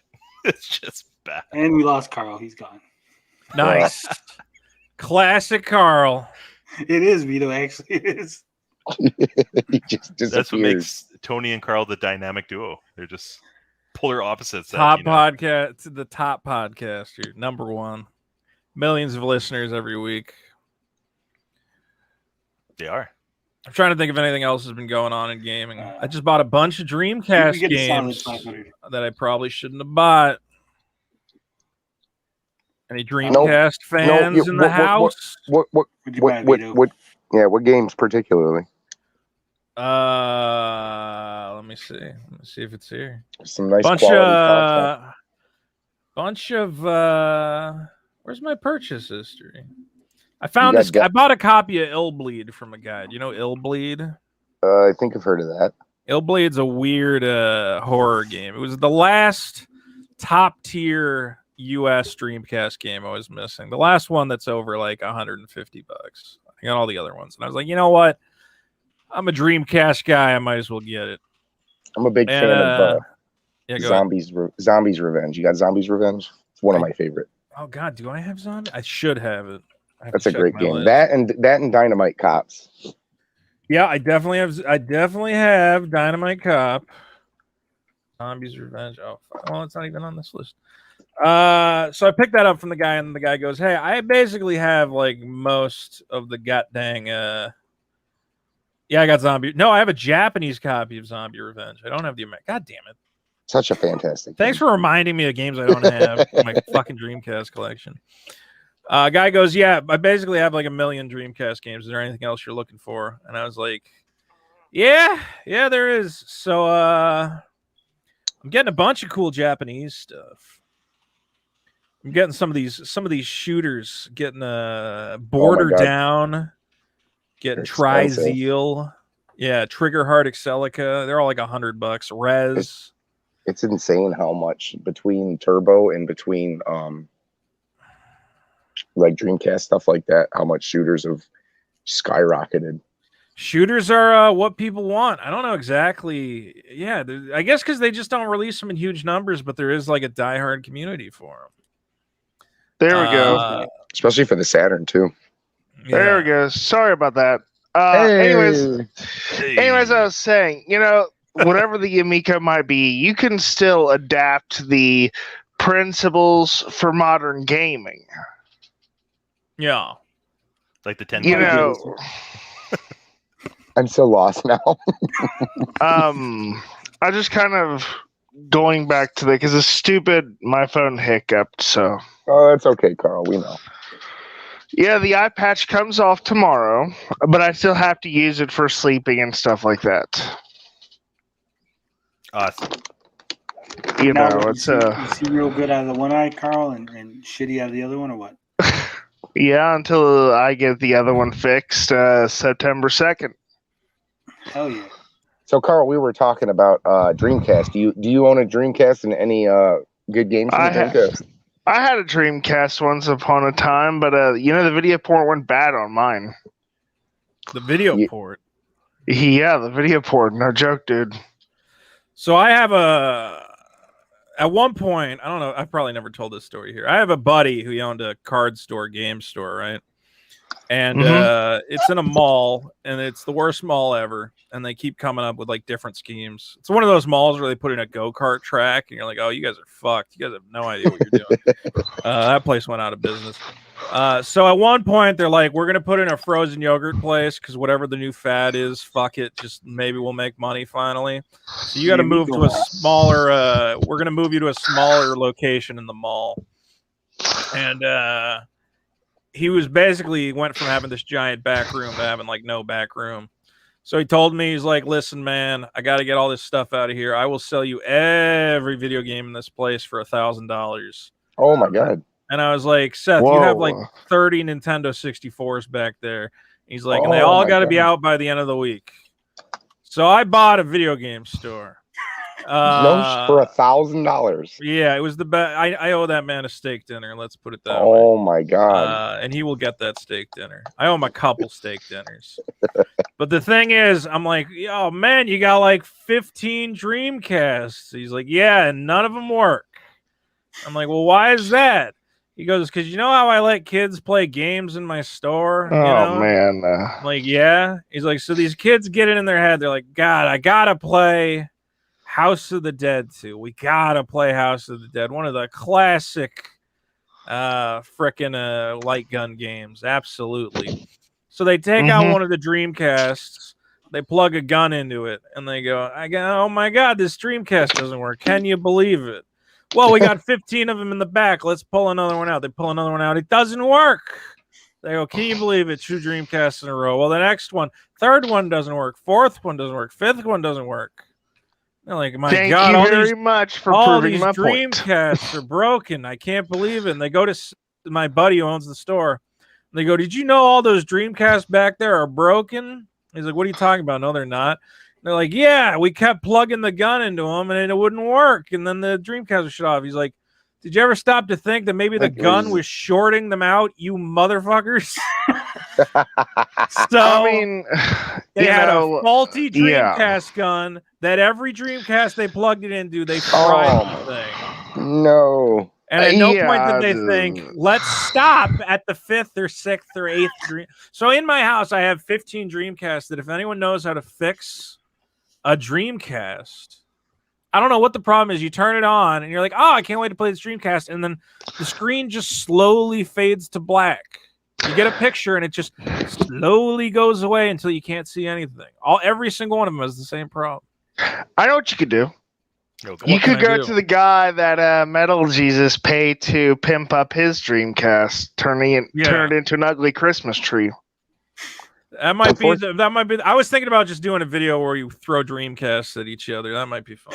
Unfortunately, I don't know too much about the Dreamcast, but I'm sure there's probably a fix or something out there. The Dreamcast was a cool system, but the way they handled the battery was idiotic, and it didn't have many RPGs at all. The battery in the memory card, or what? In the console. The console had this clock battery that you'll find you can replace it. Well, it's like it's like the Well- Saturn. It's not a big deal. But here's the thing: the Saturn, it's not such a big deal to replace the battery. But with the Dreamcast, you have to open that sucker up. Do Yeah. you? Oh, I didn't know that. Yeah, the Saturn is accessible on that little. That's probably why my Dreamcast always wants me to reset the clock, huh? Yeah. The But it doesn't matter if the clock. It doesn't matter if the battery's clock's caught up or not. That doesn't matter. It's like a 20-second inconvenience, and then you're off playing your games. What are you I talking don't about? have The the means Dreamcast to didn't have fix enough. it, but You saying the Dreamcast didn't have enough RPGs? yeah, they got didn't have enough RPGs. Like 10 at best. Skies of Arcadia. It had a small Okay. library to begin with. For the library it had a pretty good number, I'd say. Not to mention, you got Grandia 2. You got Skies of Arcadia. However, yeah. That's I only will two that everyone can bring up. I will say this. Fantasy how about that, Star how Online. about that Fantasy PlayStation 2? Star. I will about that say PS2? this. It adds a little bit more. I will say this much. If you have a Sega Dreamcast, it is easy to rip games onto CDs and play them on that. Now, someone told me that there's the ones on the the original game discs were better, but I couldn't find any difference. Yeah. Somebody told me that you had a boyfriend who looked like a girlfriend. So, I don't know if you heard that. Ha! Sucks What else that- was on there? Full on them, I'm EGG, single, baby. Elemental Gimmick Gear, which I have owned for like 5 years and never played. All right, I guess there could have been more RPGs on there too. They're foolish because I'm single and proud of it. I'm a bachelor they for life, fucked us in baby. America because we didn't get any of the Sakura Tyson games. Ooh, I They love me said- Sakura Wars. Yeah, they said you dumb Americans, you're not gonna get it. You're too stupid. You're too stupid, Yeah. America. We got a game about pretty Japanese girls who are part of a play, and then they fight in robots. You're not gonna get it. Early 20th century Japan at that. Yeah, the best of Japan. Anyway, yeah, Dreamcast and Sega Saturn are both very good. I actually got a great right before the game spike, right before the insane spike of all game prices hit. I got a great Sega Saturn lot on eBay. I got so many great Saturn games all at once. Oh, you Yeah. lucky bastard. Truly blessed. Just before the spike, and it probably was the guy who found it here. If it came from Michigan, there was a seller that had. There was $1,000 game. I can't remember the name of the games. The only ones I remember was like In the Hunt.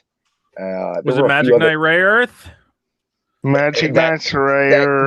That could have been it. There was at least 5 games that were upwards of $500. She wanted $2 a game, and I just missed it probably by 20 minutes. I hate that. But- I hate that. But you can get copyright discs printed and But get I'm a that fi- I'm a- cartridge in the back. Oh, okay, I am- that's the same. That's the I'm exact same I thing. am a physical collector. I like the original cases, manuals, the whole shebang. And I'm a that's fine. unfortunately, physical girl in a physical world. There Okay. you go. There All you I'm go. saying is if you actually want to play the games, you can. Well, no, yeah, I understand that. We don't probably play games here. We're just Pretty haters. pretty soon, when I get rid of my collection, when I do end up selling it, that's what I'll end up in my old age going towards. I'll be emulating and downloading and pirating everything I can. When My I'm game about 3 collection years has to gone from die. a hobby to a legitimate financial investment. It is insane the amount of money that things are going for right now. Yeah.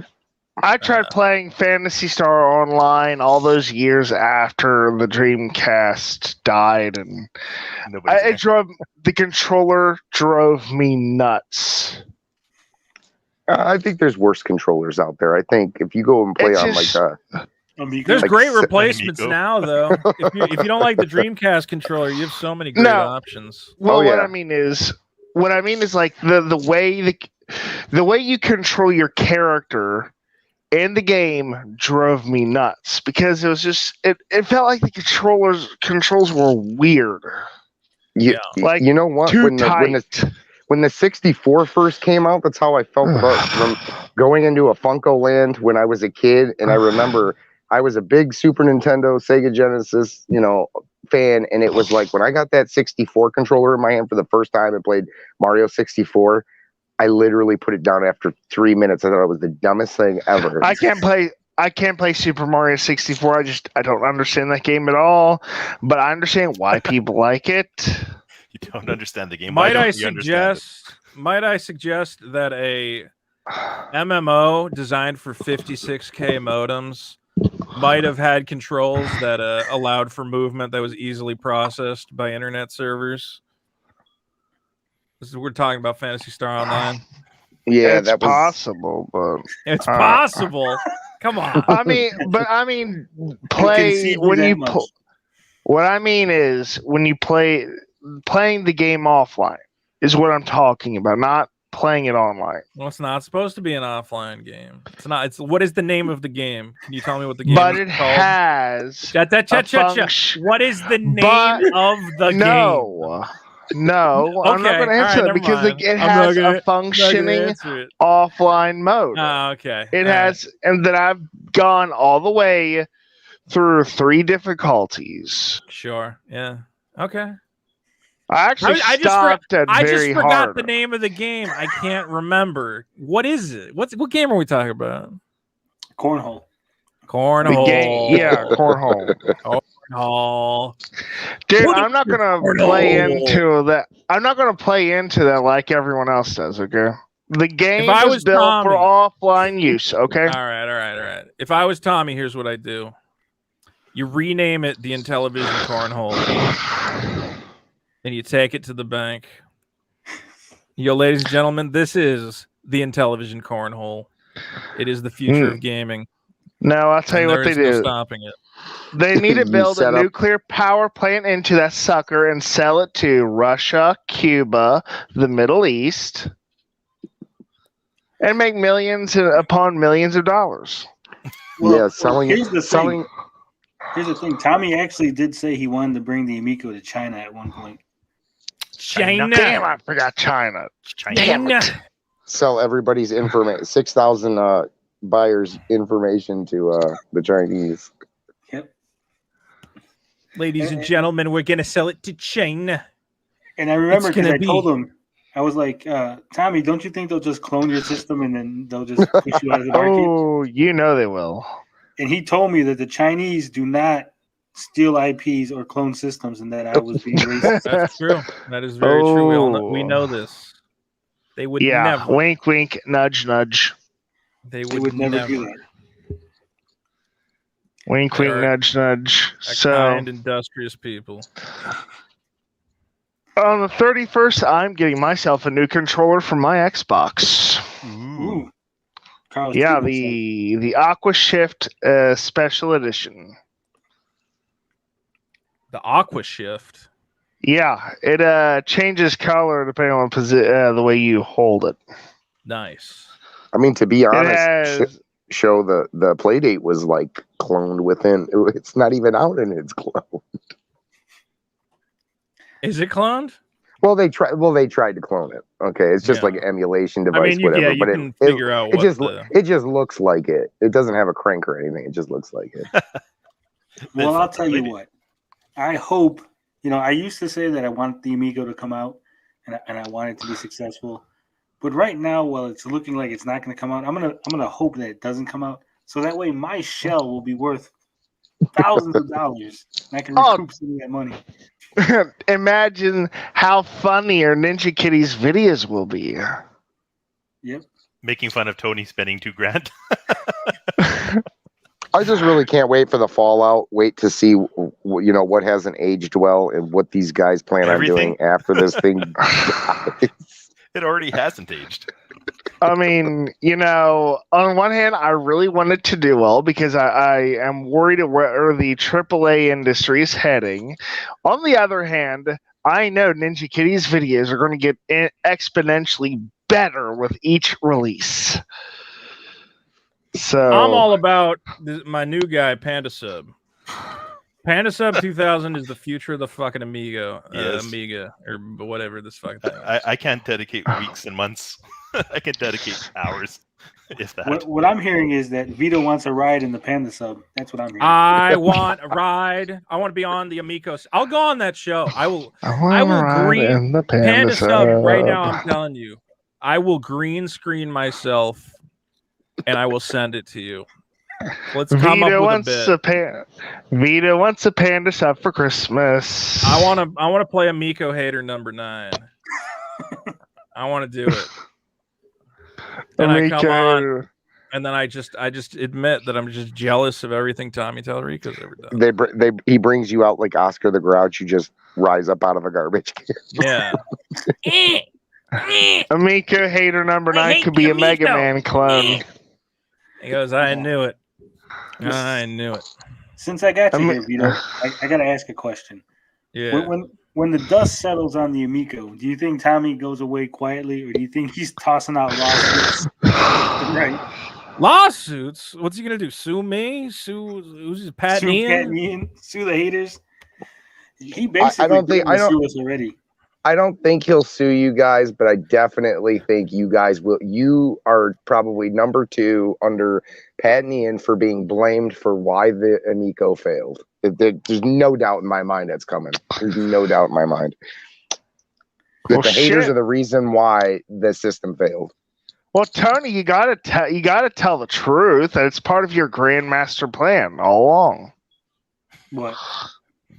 That to ruin the Amico and to make Tommy Tallarico a pauper. What? Yes. It's all part of my plan. Because he refused to give me the secret of his pasta sauce. I mean, you could look on the internet, find a better pasta sauce recipe anyway. Hell no. Tommy says he got the secret sauce. He can say whatever he wants. He's like Soulja Boy. Soulja Boy says, I bought Atari, and I'm like, horse shit. You don't think he bought Atari? Yeah, he did not buy Atari. There's no way. And I'll tell you why. Look on the internet. Do a news search. You will not find one damn news article about it. And I guarantee you, if he bought, think about a rapper like Soulja Boy buying Atari. Tell me that is not going to end up on a news site, especially something like CNET. I don't know. I think it's just so embarrassing they don't even want to touch it, even if he did buy it. But imagine 1,000, a bunch of companies out there employing guys like Tony. Of course, they're going to talk about it. No offense, dude. I think I'm offended. I mean, of course they're gonna talk about it. I mean, it's low hanging fruit. Of course, you're gonna want to grab it. Yeah, I think Ray is right. I think they just gave him some shares. Some shares, yeah. And then he just went nuts because that's what he does.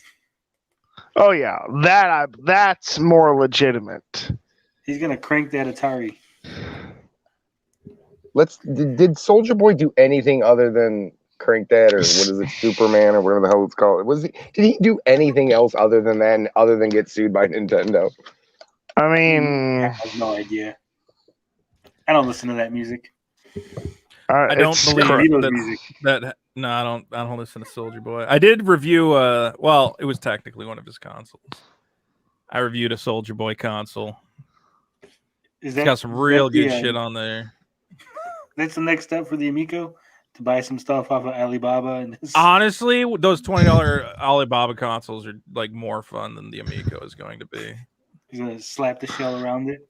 Oh yeah, dude! You get to play all these terrible Mario ports and reskins.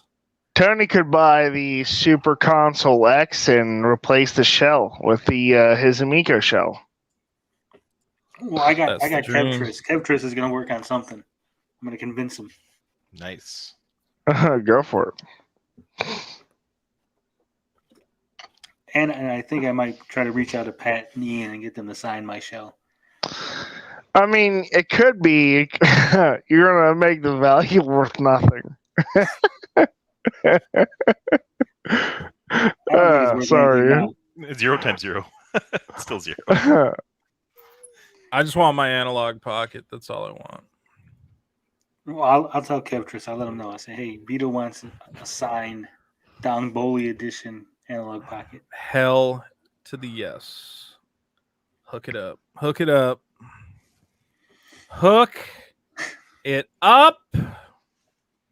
Knock it down. I mean, it just, I think what Reyes said is probably the most accurate scenario, just because him getting total control over Atari, for 40 million, I don't think so. 100 Not maybe, buying it. but Not buying it. Not buying it at that price. I think they're going to want more. More money for the whole company. Atari's IP is worthless. It pretty much is. Yeah, I'd say so. Nah, Atari's. You know where Atari's money is? T-shirts. Weren't they fucking doing fanny a casino pack. thing? Yeah, Yeah, they're doing a casino. Atari's got one of them classic logos. Everybody recognizes it. Yeah, it's a household name. Yeah, that's that branding is You gotta it's figure all they're about on- the brand. The games do not matter. It's all about that brand.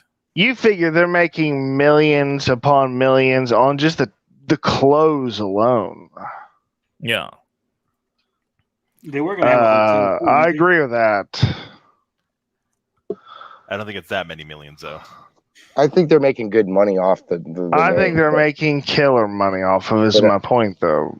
Well, they got the But- licensing deal with the Amico, so they're making all kind of money off of that right now.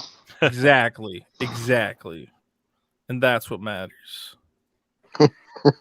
That's why they make But, the big bucks. But there's no way they're selling the rights to the clothes brand and even the VCS to some extent. There's no way they're selling all that just for 40 million. 40 million is nothing in this day and age for millionaires. I don't know. Maybe. We're not all rich like you, Carl. Some of Well, us I'm are not poor. rich. I'm I'm the opposite, but still, I mean, realistically speaking, 40 million, it's not enough for a tech company like Atari, even what it is today. You figure the drugs have got to be worth a cool billion, maybe.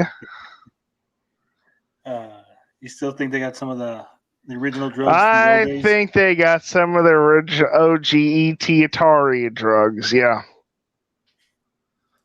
Oh yeah. All right. Well, I'm falling asleep. You guys yeah, I have was fun? just gonna say. I think it's time to wrap it up. Wrap it up. Sounds Beat cool. this dead horse. So thank you everyone for showing up. Thank you guys for being here. Ninja Kitty, Gary, Lagos. Thank you, Tony. And rating the stream. We appreciate it.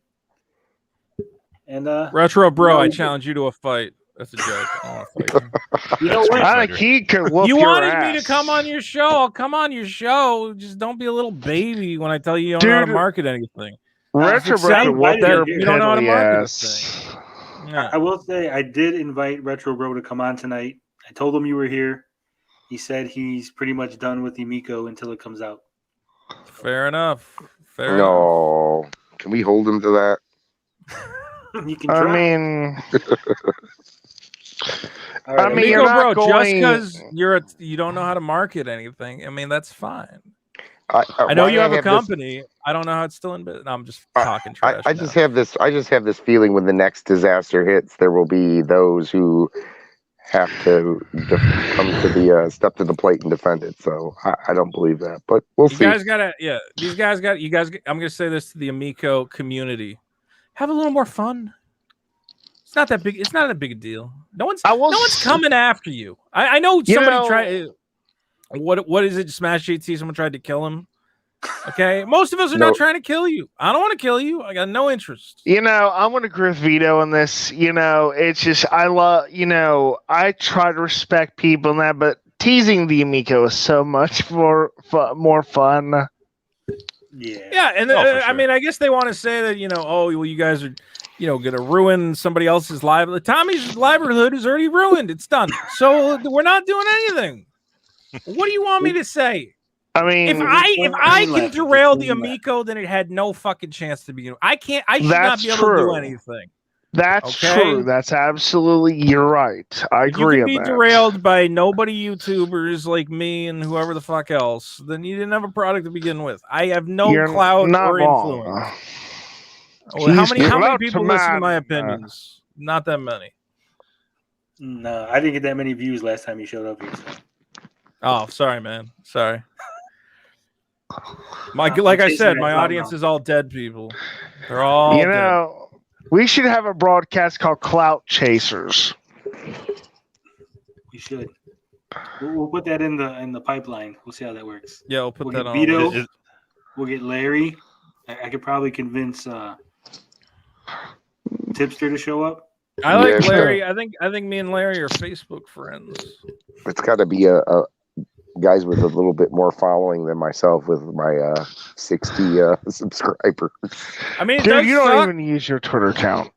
It sucks when somebody goes to search for Amico and all this hate shows up. But the biggest hate is coming from, what do you call it? What's that? Oh, who's the guy? The big guy who just talked about the Amico because somebody sent him a stream. Penguin Zero, whatever that guy's name is. You know what I'm talking about? Yeah. Yeah, that Moist guy's got Critical? Moist Critical. That's what you should Moist worry Critical. about. Oh my God. I'm not gonna do anything to Amico. You got to worry about guys like Moist Critical coming at you. Thankfully, I don't think he gives that much of a crap. Moist Critical. Moist Critical. Moist Critical. Sorry. Sorry about that. We're all tired. We're all getting Carl's on out his of here. meds. Have an Amico day. Have an Amico night. Have an Amico day, night. everybody. That's what matters. They're gonna clip you saying that now. You're gonna be the fucking. Have an face of the Amico life. All right. What would be the most horrible thing I could say to make the Amico people mad? Oh, I know, but I can't say it here. Oh, okay. Oh, I don't want to threaten anybody. I think me and Smash GT has given me some terrible stock tips in the past, so I can't be mad at him. You could maybe say something like sex Amico offenders use the Amico to attract little boys, No. much like roller coasters or ice cream trucks. Oh no. Maybe don't say that. All you have to say is the Amico is not real. That's it. Yeah. The Amico looks like that the Amico is not. Yeah, it's real. vaporware. It's vaporware. They don't like hearing that. Hey, Carl, They there's know a that. request in the chat for you. Oh, what is it? Just They read want me you- the damn. They want you to go R like a pirate because you have the eye patch. Arr! You got to do it on the camera though.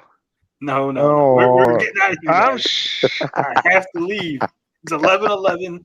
I got work in the morning. All right. Arr, matey, arr. Yes. All right. We're out of here.